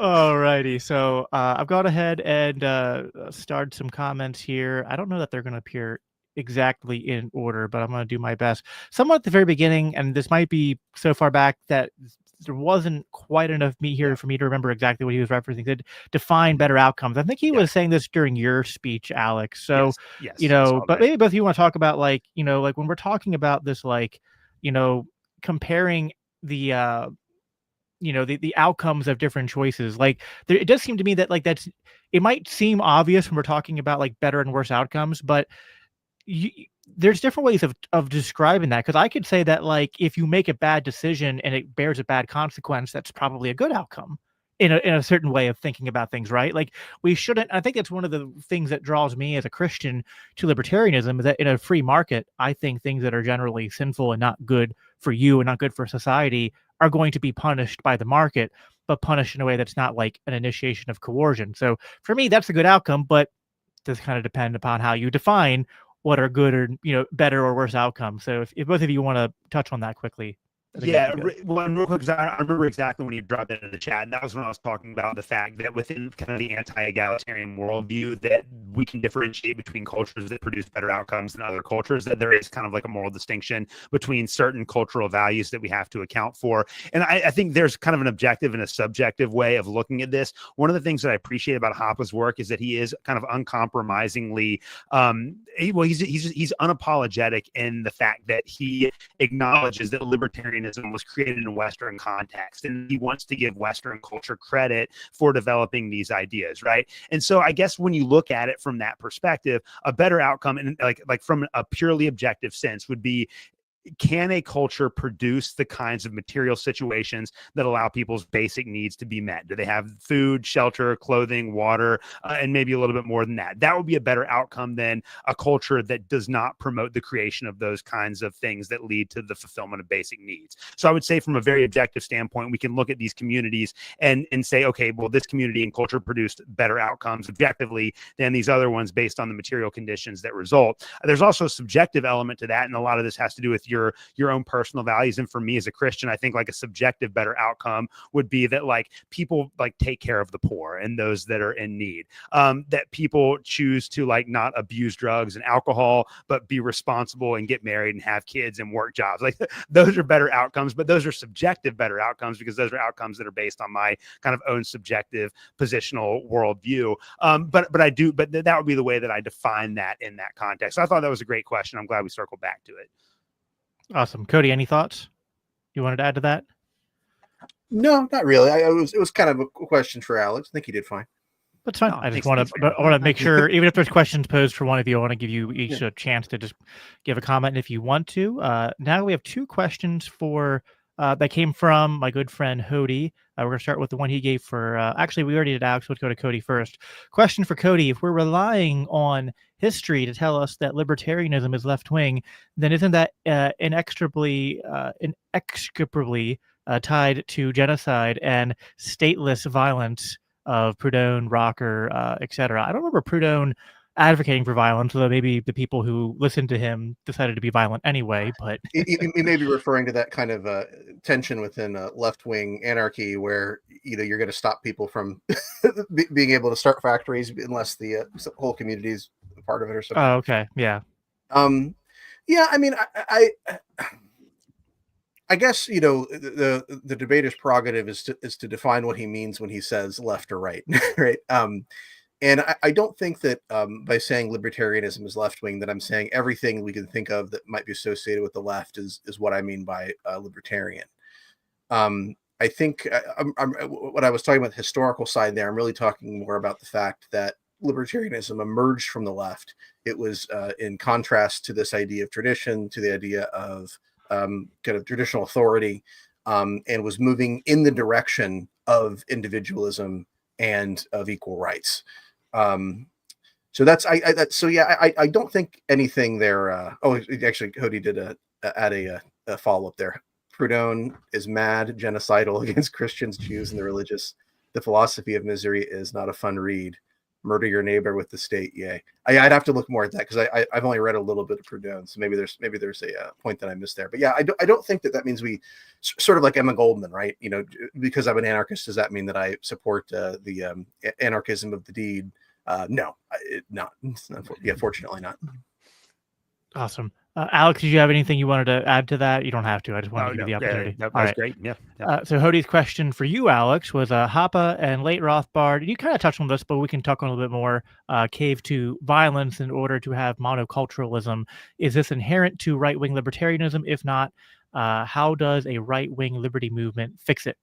Yeah, that's a really good question. I do think that both for Hoppe and Rothbard, they saw multiculturalism as something that was being imposed upon them by the state. So it was an act of aggression that they had the right to defend themselves against. And that's how they conceptualized that in their work. So, I mean, I guess from a philosophical standpoint, I agree with that. But this is where I think that like secular libertarianism is always going to be incomplete. I think that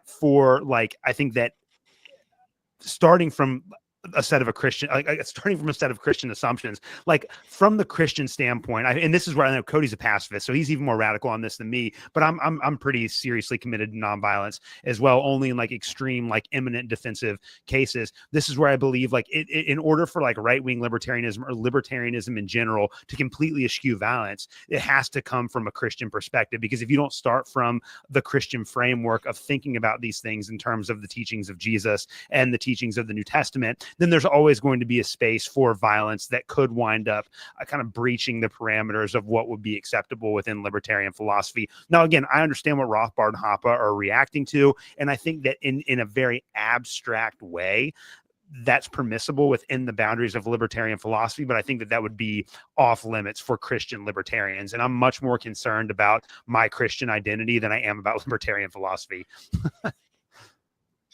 Yeah.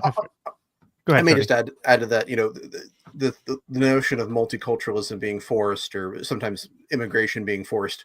Usually in my experience, that just means that a white guy had to walk past a Mexican on the sidewalk and it made him angry. And you know, we may get onto some questions later about covenant communities and Hapa that I'm seeing in the chat. But to me, I think fundamentally being libertarian does not mean that you're going to, you can avoid seeing things that are distasteful when you're out in public. You know, whatever you want to do in your private space is one thing, but yes, you know, you may have neighbors who are gay or from another country, and that's not aggression against you. So anyway.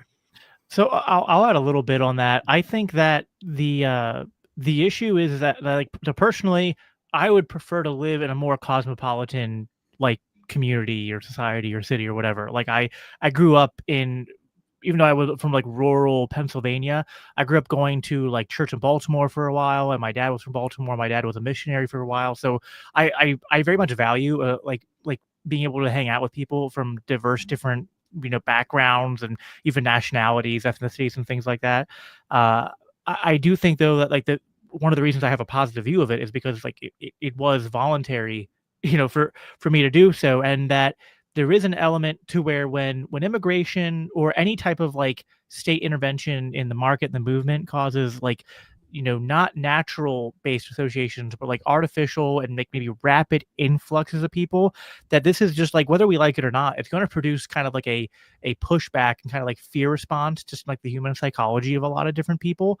And, you know, we do, like, I do think the way Dave, like, you know, framed this in his debate with Alex was a little bit muddy, but the idea that, like, you know, we as libertarians are for voluntary association, and like we would at least, I would have to, like, I think it's uncontestable that to whatever extent we could argue, like, you know, the degree to which it happens and how much we should care about it, it is true that the way the state, broadly speaking, and the American government more specifically, manages movement and messes with the incentive structures and markets and everything, it does not, like, what we're witnessing today and throughout the last, like, you know, 5-6 years here in America and really decades in Europe, like, these aren't free market, you know, machinations happening. Like, the movement of people isn't just like happening based on market norms. And so, like, you're going to get, you know, as part of that, like, market distortion, you're going to get like people associating in ways that aren't natural, that aren't market based. And so that is going to cause like a negative response. Now, does that justify state aggression as a response to that? Maybe not, but I can kind of understand where the sort of like forced integration, forced association argument comes from. And I think there's at least merit there to, like, you know, put on the ledger of like one of the negative trade-offs of the statist paradigm we live on, we live under. And yeah, as far as that goes. Do you feel like, though, that some of those arguments are inconsistently applied? Because it seems to me to sort of say, well, there's this way in which government maybe sometimes imperceptibly interacts, and that creates these other kinds of outcomes that wouldn't have happened anyway. But we don't hear generally, like, right-wing libertarians say things like, you know, I wouldn't have to look at that SpaceX spaceship up there if the United States government hadn't given, you know, Elon Musk money. Like, they usually say, hey, leave him alone. It's his business. He can do whatever he wants. And well, the spaceship in the sky doesn't really affect me as much as, like, when you have a bunch of people. Like, I've noticed this so much a little bit where I live. So this wasn't so much like the federal government's immigration policy that affected it, but like just the failed policies that led to like the mass exodus in Baltimore. Like, the population of Baltimore has been plummeting for a long time now, and a lot of people have been migrating from Baltimore region in Maryland up to York County, where I live, and it's caused a distinct cultural change, demographic change in the schools and in the inner cities and things like that. Yeah. It has led to some increased crime, although that can be exaggerated, and there was crime in York City before this kind of mass influx too. So I mean, you have to be careful not to be too reactionary about it. Well, but sorry, I don't want to interrupt you, but just to kind of ask a question. So, like, if the state impacts people's life negatively and they flee from that and go somewhere else, like, that's not their fault. Like, we don't blame them for that. We blame the Oh state. no, for I it, agree. right? I think this is Yeah. where like right-wing libertarians can go, or if you want to call them libertarians, maybe you wouldn't. But where right-wingers go too far and they can like demonize the immigrants, and I try to never do that. I just understand how like that's not like this massive influx of people from Baltimore to York County wasn't because York County is an economic boom house. Actually, what happens is York County is like this weird split where if you're on one side of your county, everyone works in Baltimore still because you can make more money working as close to DC as possible. Or on the flip side, they travel up to Harrisburg. But like, there's not that many people who live in your county that just work in your county or at least make good income. Yeah. Like your county isn't attracting people because of it. It's like it's a booming economic like amazing place to, with all these opportunities burgeoning everywhere. So it's an unnatural kind of market movement in a sense is kind of what I'm getting at there. And whether or not and we shouldn't demonize people. I don't think it just like stacking state solutions onto state created problems is always an issue, but like I think that's just something that sometimes the open borders libertarians and egalitarian libertarians are somewhat like reluctant to admit that like we don't have to like lean into this thing and then like use it to cheer on state violence, but this is a problem and what that we should be aware of, and another reason to advocate for the state to stop intervening in all these other ways that are kind of causing the distortions in the first place.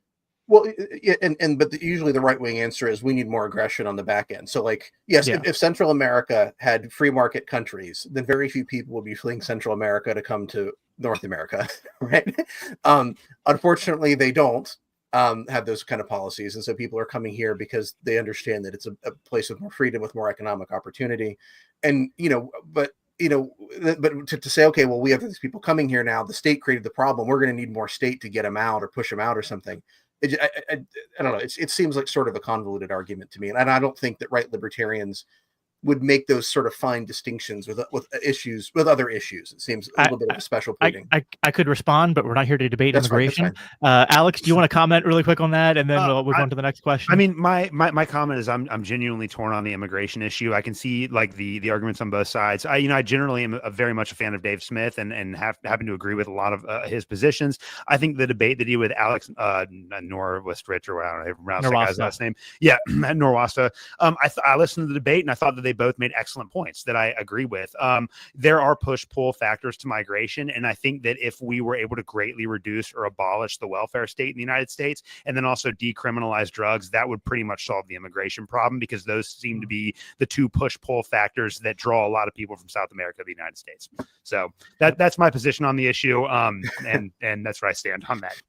Well, it just Hodie's in the comments, and he's pointing out that most of the policies that we see are actually trying to keep people out, and they're sort of more aggressive in that direction, and also sort of selective, right? Because it's different. European, Western Europeans are more welcome, and so that's a kind of government interference and picking and choosing that I think is really legitimate. I agree. The whole problem is we shouldn't. I think we would all agree. Even Dave Smith would agree. We shouldn't have a federal government that just decides who does and doesn't have to come here. That's why a voluntarist or anarcho-capitalist society where movement is strictly just based upon like you can go wherever you are welcome in terms of like if it's unhomesteaded land, you can go there, but like just no central planning of the movement of people would be the better way to organize society. And then too, and I hate to like run the counterfactual on this because you can't go back and change history, but like had America actually remained committed to liberty and not spent all of the 20th century overthrowing like semi left-leaning governments in South America and creating trade agreements that were favorable to the US and no one else around, like had we just embraced free trade and rejected militarism, then we wouldn't have these problems to begin with. Like, it's what Thomas Sowell says. Like the problems that we're dealing with right now are the results of problems that were created by government 20, 30, 40, 50 years ago. Right. And so like, I think that for libertarians, we have to acknowledge that like, had we embraced free trade and rejected militarism, we wouldn't be here at all. And we wouldn't even be having to have this conversation. And so the goal in the future should be, well, how do we undo that? Like those are, I think, are the bigger problems that often get sidetracked in these debates about immigration. Sorry. There's this great piece by Hoppe I recently wrote called "The Case for Free Trade and restricted immigration. Now, I'm not saying you have to agree with the restricted immigration part, but he makes this point, which I think is true, that like, which I think the right wingers, like just like your average right winger, is kind of missing the point here when they're very like they're isolationist and protectionist and pro tariff, and they're really not pro free trade and more of like the good globalization, not like one global world government, but like globalization, like free trade with everyone. They're kind of against that to some extent, and Hoppe argues that like that's like if you care about not having a massive influx of people into your country, the worst thing you could do is oppose free trade, because if you have free trade, you'll still get people wanting to come here, but there's kind of like less of a reason. Like if you have free trade, then you can still like trade and get economic opportunities just from being able to trade with people in America. You don't necessarily have to move to America.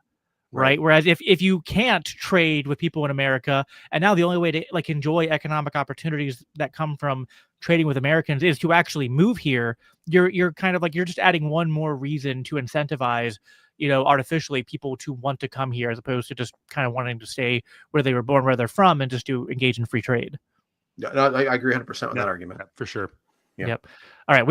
We'll schedule. We'll schedule another immigration's one of those like never ending. We do a podcast every couple months on it. I guess we'll do another one at some point. But so the legacy right had two comments. One that was just funny. Poor people only exist to scare you into not wanting to be poor. I thought that was a good one. Good little zinger. I think that's a George Carlin bit, if I remember correctly. Oh, okay. Then he asked a question, why do leftists think charity can only be attained through the barrel of a gun? So, Cody, do you want to take a swing at that?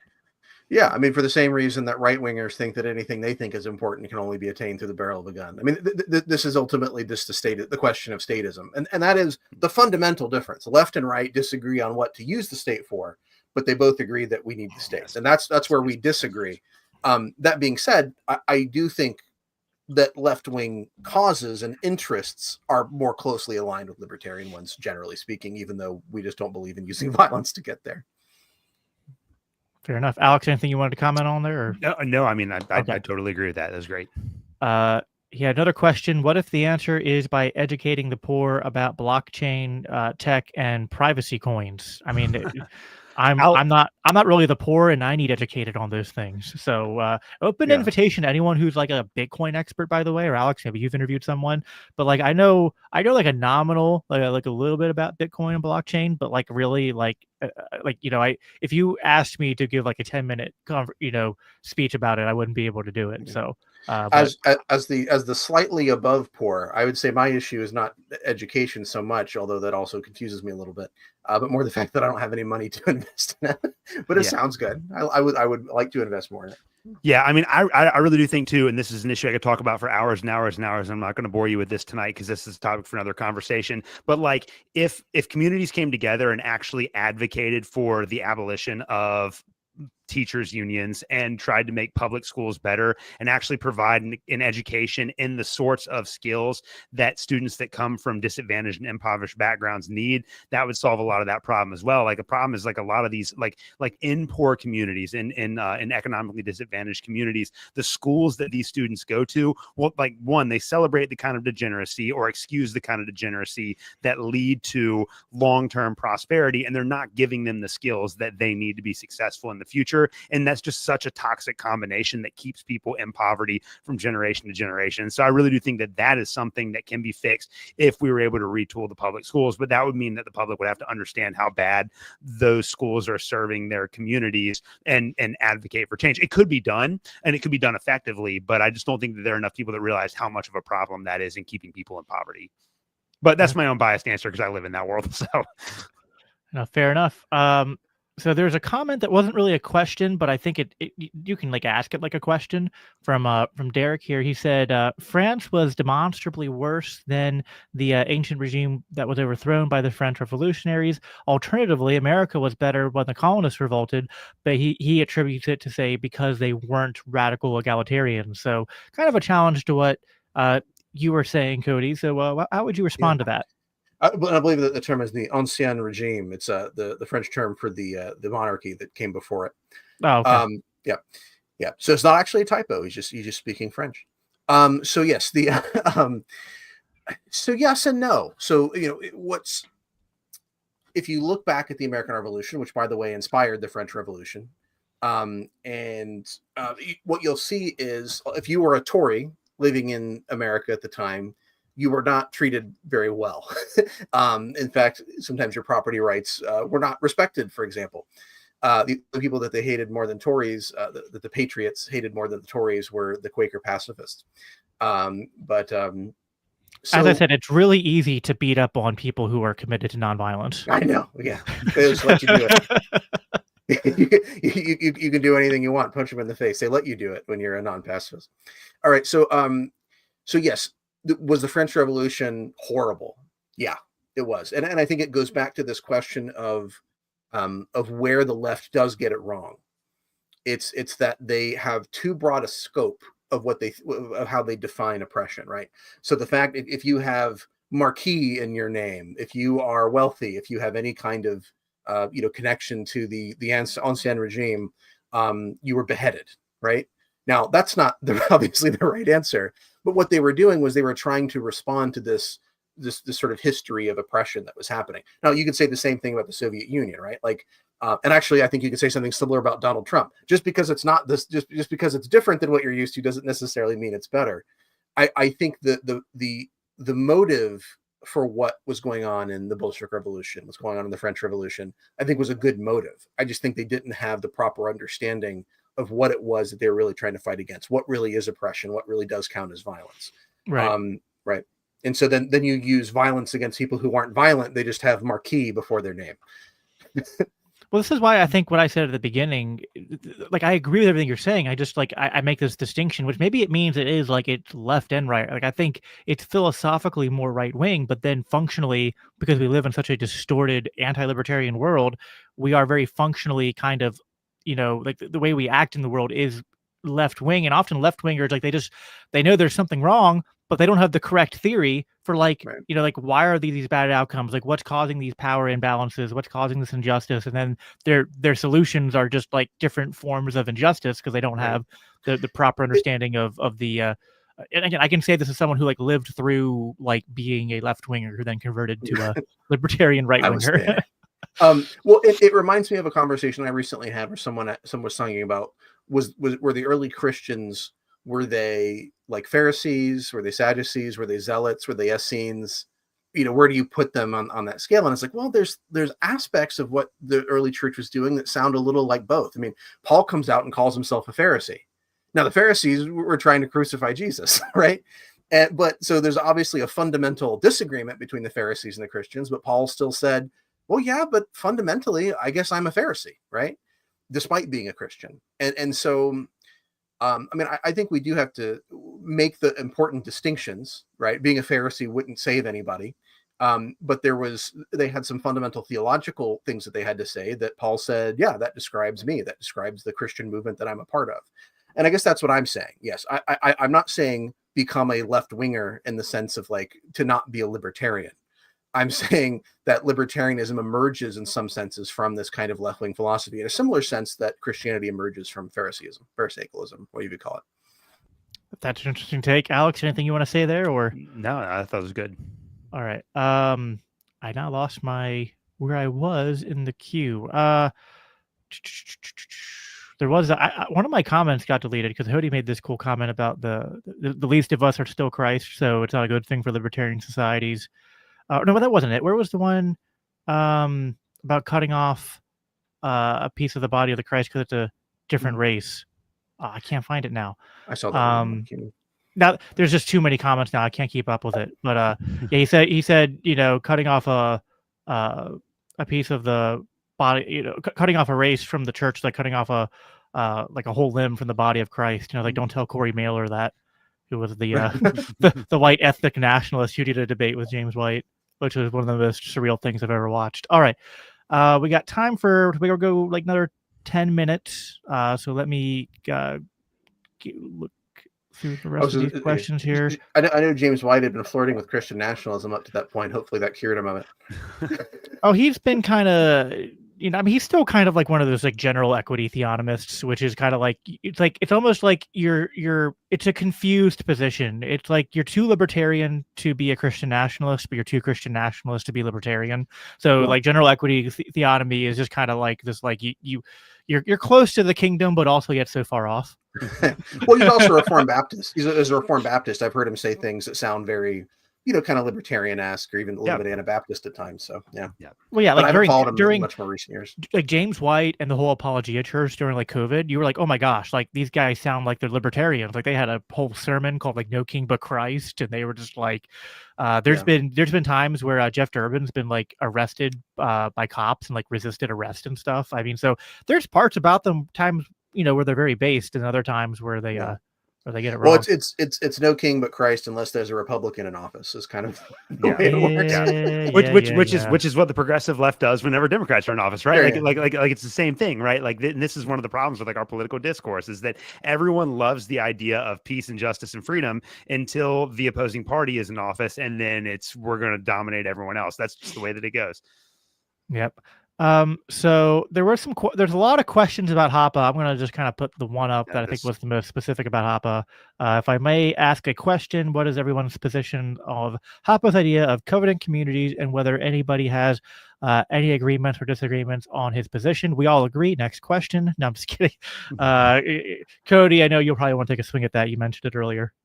Yeah, well, first of all, Alex accused me earlier of being opposed to Rothbard. I like Rothbard. Well, not opposed. I think maybe a little less favorable than I am. Yeah, I thought he flirted a little too much in that essay with the idea, some of the ideas I talked about earlier. That that kind of racist ideology, but that bothered me as somebody who likes Rothbard. Hoppe. I won't talk about Hoppe qua Hoppe. I'll focus on just the idea of the covenant community. It's to be consistent. Like I don't love the idea of like a whites only community. I don't think it's Christian. I don't think it's good. I don't think it's healthy. I think it's a stupid thing to do. But people actually have the right to be stupid with their own private property. And I wouldn't want to make an argument that would also, like, for example, say, well, Amish people can't have their own communities, right? Like if I can't make a really good valid distinction between those two things, then I would rather save the Amish, even if it means that racists get to have their own little community. But I do have some concerns, and this is maybe where I don't always want to call myself a term like anarcho-capitalist, even though it kind of fits. Because you can imagine a scenario. Let's say you are a black person living in the middle of Boise, Idaho, or whatever, and you have all these sort of white racist neighbors, and they buy up plots of land around your house, and then they shut you out. You can't leave unless you're intrude on their private property. And if you intrude on their private property, they'll shoot you. Right. So there's a part of me that sort of feels like we do need to have a sense of still like maybe kind of public spaces, a sense of maybe right of way. There's different ways of kind of getting around that. So like I said, I don't want to tell people what they can't do with their private property as long as they're not hurting anyone else. But I think there has to be sort of a good faith effort to allow people who are not trying to be aggressive to travel to get where they need to go, to not, sort of close them in and say, well, technically, I'm not violating your private property, but I am, Yeah. Alex?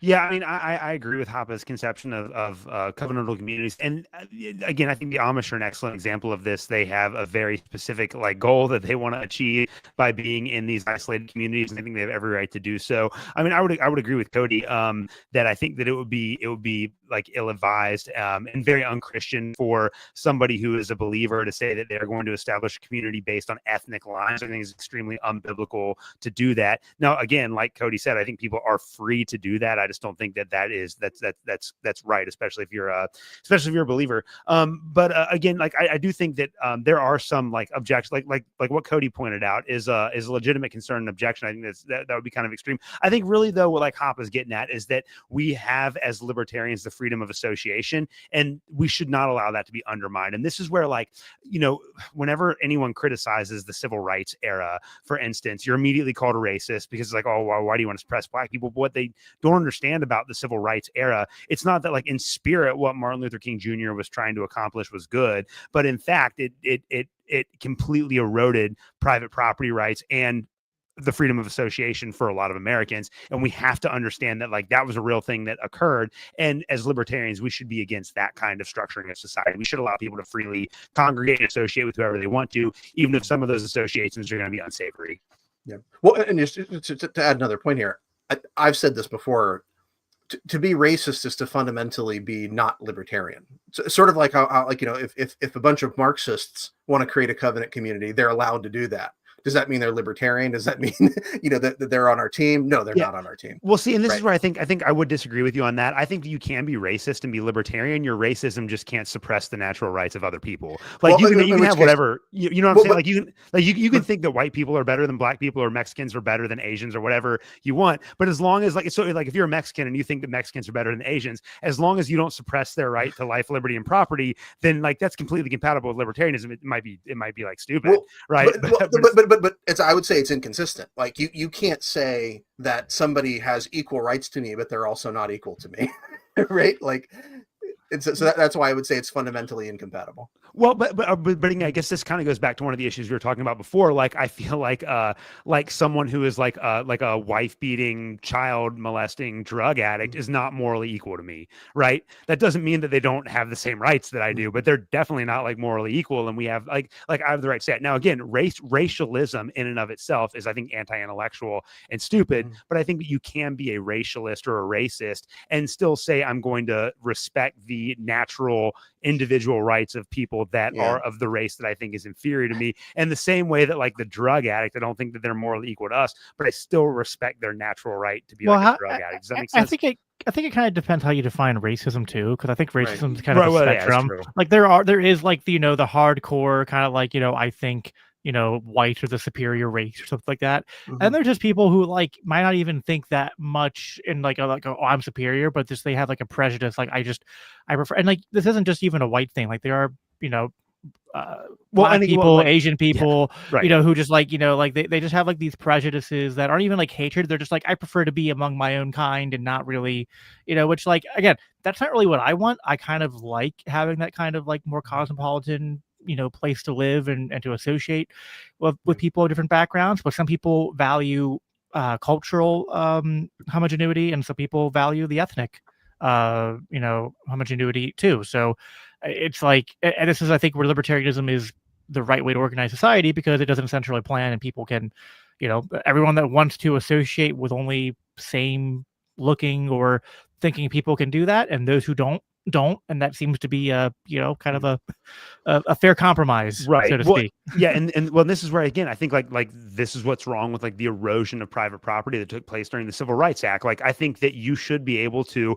and I think it's completely compatible with a libertarian society. If you're a racist, like, so, and I'm going to make fun of people from Alabama here, but like, let's say that you're some like racist white supremacist who lives in Alabama, and you want to open up a bar that only caters to other racist white people. You have a right to do that, but then you also incur the market cost of limiting the consumers that can come and purchase your service at your business, right? So I feel like there are kind of ways of like weeding that kind of behavior out within a libertarian society. And so I don't think it's necessarily incompatible. I do think it's dumb and wrong and like it's not like, although it's long, like viable in the long run, but yeah. I also tell people, like, I think it's good to allow racists to be openly racist. And if there's like a openly racist restaurant, then you kind of know, like, if you're a black person and there's a white person who's like, I don't want to serve black people. It's like, well, do you really want to go eat there anyway? Like, well, yeah, right. Well, and then the other thing too is like one of the things that like the honest to God, like white supremacists in the United States, they have the worst victim mentality of all. They're like, we're constantly being suppressed. We're constantly being told we're evil.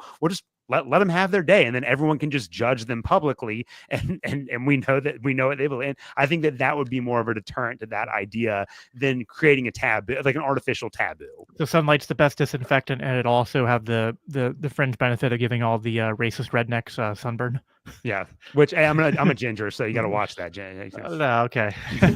Well, I would say on the Civil Rights Act, although I do disagree with it on those libertarian grounds, if we're going to say that closed borders people can be libertarians because we have to respond to the state negative state incentives, I think you can make a pretty similar argument for the Civil Rights Act as a response to negative state incentives for racism, right? You're right. Well, I would just say again, like if the Civil Rights Act had been done, had been conducted on, or if the Civil Rights era had been conducted on libertarian grounds, then the goal would have been to extend natural rights to all people. Right. So, right, because again, and there's no denying this, that in the South, like Black people were absolutely denied the natural rights that all free Americans should have had. Right. So the goal should have been the restoration of the natural rights that all other people have, instead of creating special classes that receive special kinds of rights. I mean, I know you know that, but this is the problem with, like, you know, the gay rights movements and all of these other group specific rights, is that once you start assigning quote unquote rights to individual groups, then that means you're necessarily eroding the rights from other groups, when the goal should be we all have the exact same right to life, liberty, and property. And that's the standard that we should be aiming for, you know? Yeah. You using the state to try to bring balance where you see an imbalance, which incidentally, Donald Trump's administration is doing that right now with trying to make sure Christians supposedly get their due. But yes, anyway, maybe right. Donald Trump is an egalitarian. Do we want to close? I was gonna say, we're at the 2-hour mark, so I want to give each of you like a 1 to 2 minute closing here, just to kind of like summarize your thoughts on how the debate went, and, you know, just kind of your anything you want to say as a closer. Also, make sure you end by plugging your own individual podcasts and projects, and then I'll close this out. Alex, you go first.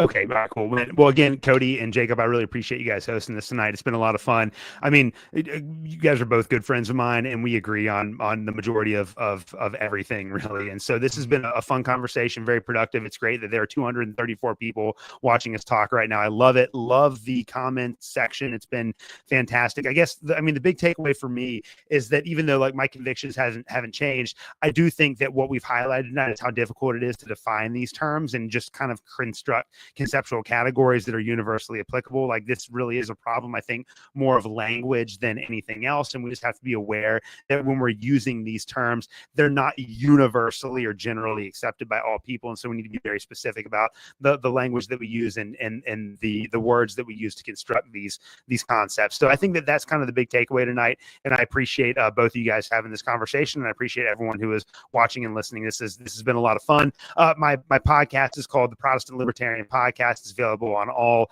platforms. It's more biblical studies podcast. That's what I'm interested in. But every episode that I do, even the ones that seem to be pretty abstract, can all be traced back to libertarian philosophy, because that's just what I do on the show.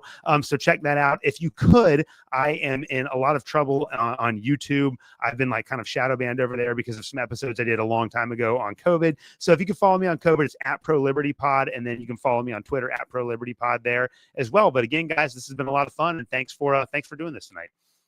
Okay.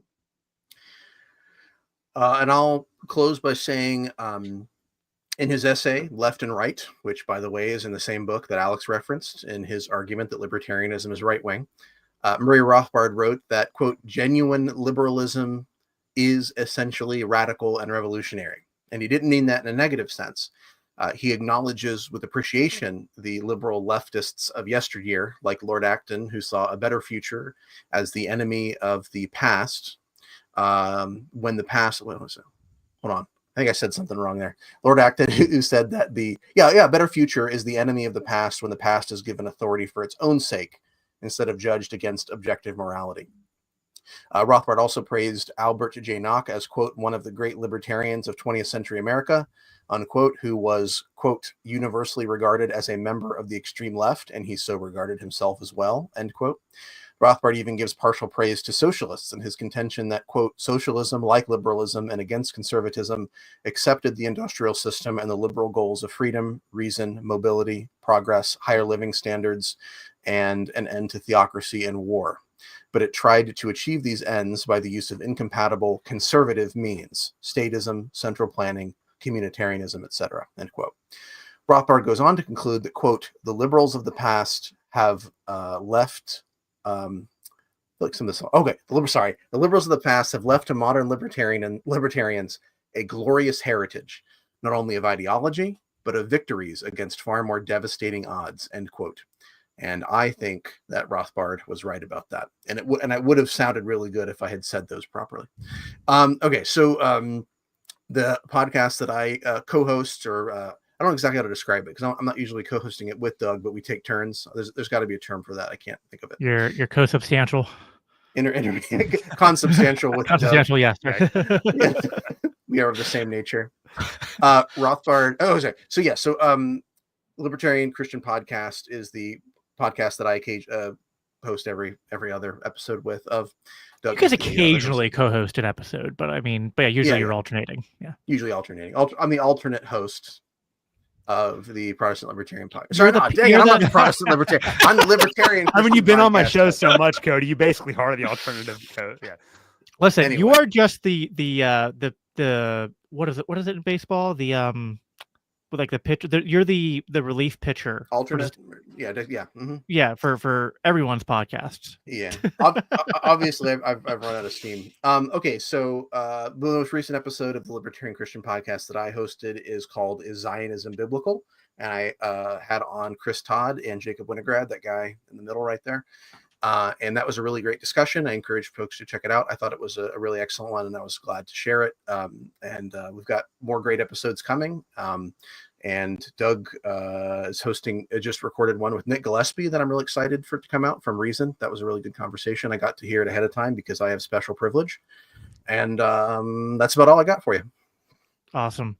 Yeah, thank you, Cody and Alex, for this very good faith and very intellectually stimulating conversation. And for it is tough. I mean, I don't know, for any of you who don't do podcasting, it might look easy, but like when you're doing this for 2 hours, it is kind of mentally exhausting, especially to get to the late hours. I think we're past Alex's bedtime here. Appreciate you getting close. So I'll just give a closing thought here that I think kind of my takeaway on this is that there are really good arguments on both sides here, and really good people on both sides here, fine people on both sides. And I think that, there's an element of libertarianism that kind of goes both ways. And, as Christians and libertarians, I think I think it's useful to kind of like frame the conversation this way and to really press it. But at the end of the day, the labels matter not as much as like the actual concepts you were talking about. And like, it is actually like, both things that Cody and Alex are focusing on are essential parts of our calling and aspirations as Christians and libertarians. On one hand, we need to be absolutely grounded and committed to theory and to our principles and to understanding the natural order and natural law of things, and to understand, the right way by which like society should be organized, which is not through central planning, but through, a very diversified kind of like market-based system and spontaneous order, as the term goes. And at the same time, we need to be able to identify injustice, to identify groups of people who are acting oppressive. And I don't care what James Lindsay says, it is not woke to identify that, in today and throughout history, there have been oppressor and oppressed classes. And I do think to some extent James Lindsay is correct when he says, and when like kind of like classical right-wingers are correct when they conceptualize society as a struggle between civilization and barbarism. But man, do so many right-wingers get it so backwards when they automatically assume that the state is the one that's on the side of civilization. The state is on the side of barbarism. The state is an instrument of, as Rothbard said, it is a instrument of violence that just absolutely, asserts individual dignity and human rights and flourishing. And, if you are on the side, those listening who aren't libertarians, if you're on the side of civilization and you're on the side of the natural order which God has created, then you just have to reject the state. You have to reject central planning. You have to reject the initiation of force against peaceful people. The only right way, the only way that society is actually ordered isn't through, violent domination and coercion. It's through peaceful cooperation, as Mises put it, social cooperation of humans who respect each other's property rights. And so that's what I want to leave you guys on. I think that's the substance of really what we've displayed here for you. And again, if you value what we do here in conversations like this, and if you're on a Monday night, the 277 people here who are on a Monday night, you have nothing better to do. But, or actually like your favorite thing to do on a Monday night is to listen to people talking about ideas like this, God bless you. And we would, again, just be tremendously blessed if you were able to support what we do. And whether that's liking this video before you sign off, subscribing wherever you're watching, if you aren't subscribed already, and of course, going to libertarianchristians.com/donate, if you want to, one-time donations help, but if you sign up for $10 or more a month, you become an LCI insider, and you get to talk to you get to talk to us more directly, one-on-one on our insider calls. You get inside access. You get to get free books, ebooks, discounts on merchandise. You get to see what we're doing ahead of time. So lots of cool perks. There's also, it's not super active yet, but we do have a Discord group for the insiders as well. So if that's something that would interest you, again, libertarianchristians.com/donate is the place to go. But yeah, we are all out of steam here for tonight, but we'll be back again. Well, first of all, throughout this week, different episodes are coming out. Alex, has your episode for this week come out yet already? Or does it come out tomorrow? Tomorrow. Mm-hmm. So tomorrow, Alex's podcast releases a show, and then Wednesday, one of mine is coming out, and then on Friday is I think probably one where Doug's interviewing. But definitely go back and watch. Or are you doing it 2 in a row? This is one where I'm sharing my presentation from Freedom Fest on the Anabaptist foundations of libertarianism. Yeah, but definitely watch that, and also go watch the last week's episode where me, Cody, and what's his name, Chris. I'll talk about Israel and Zionism and dispensationalism and covenant theology. It was a great conversation. But yeah, that's all I have for you guys for tonight. As I always conclude by saying, live at peace, live for Christ. Take care.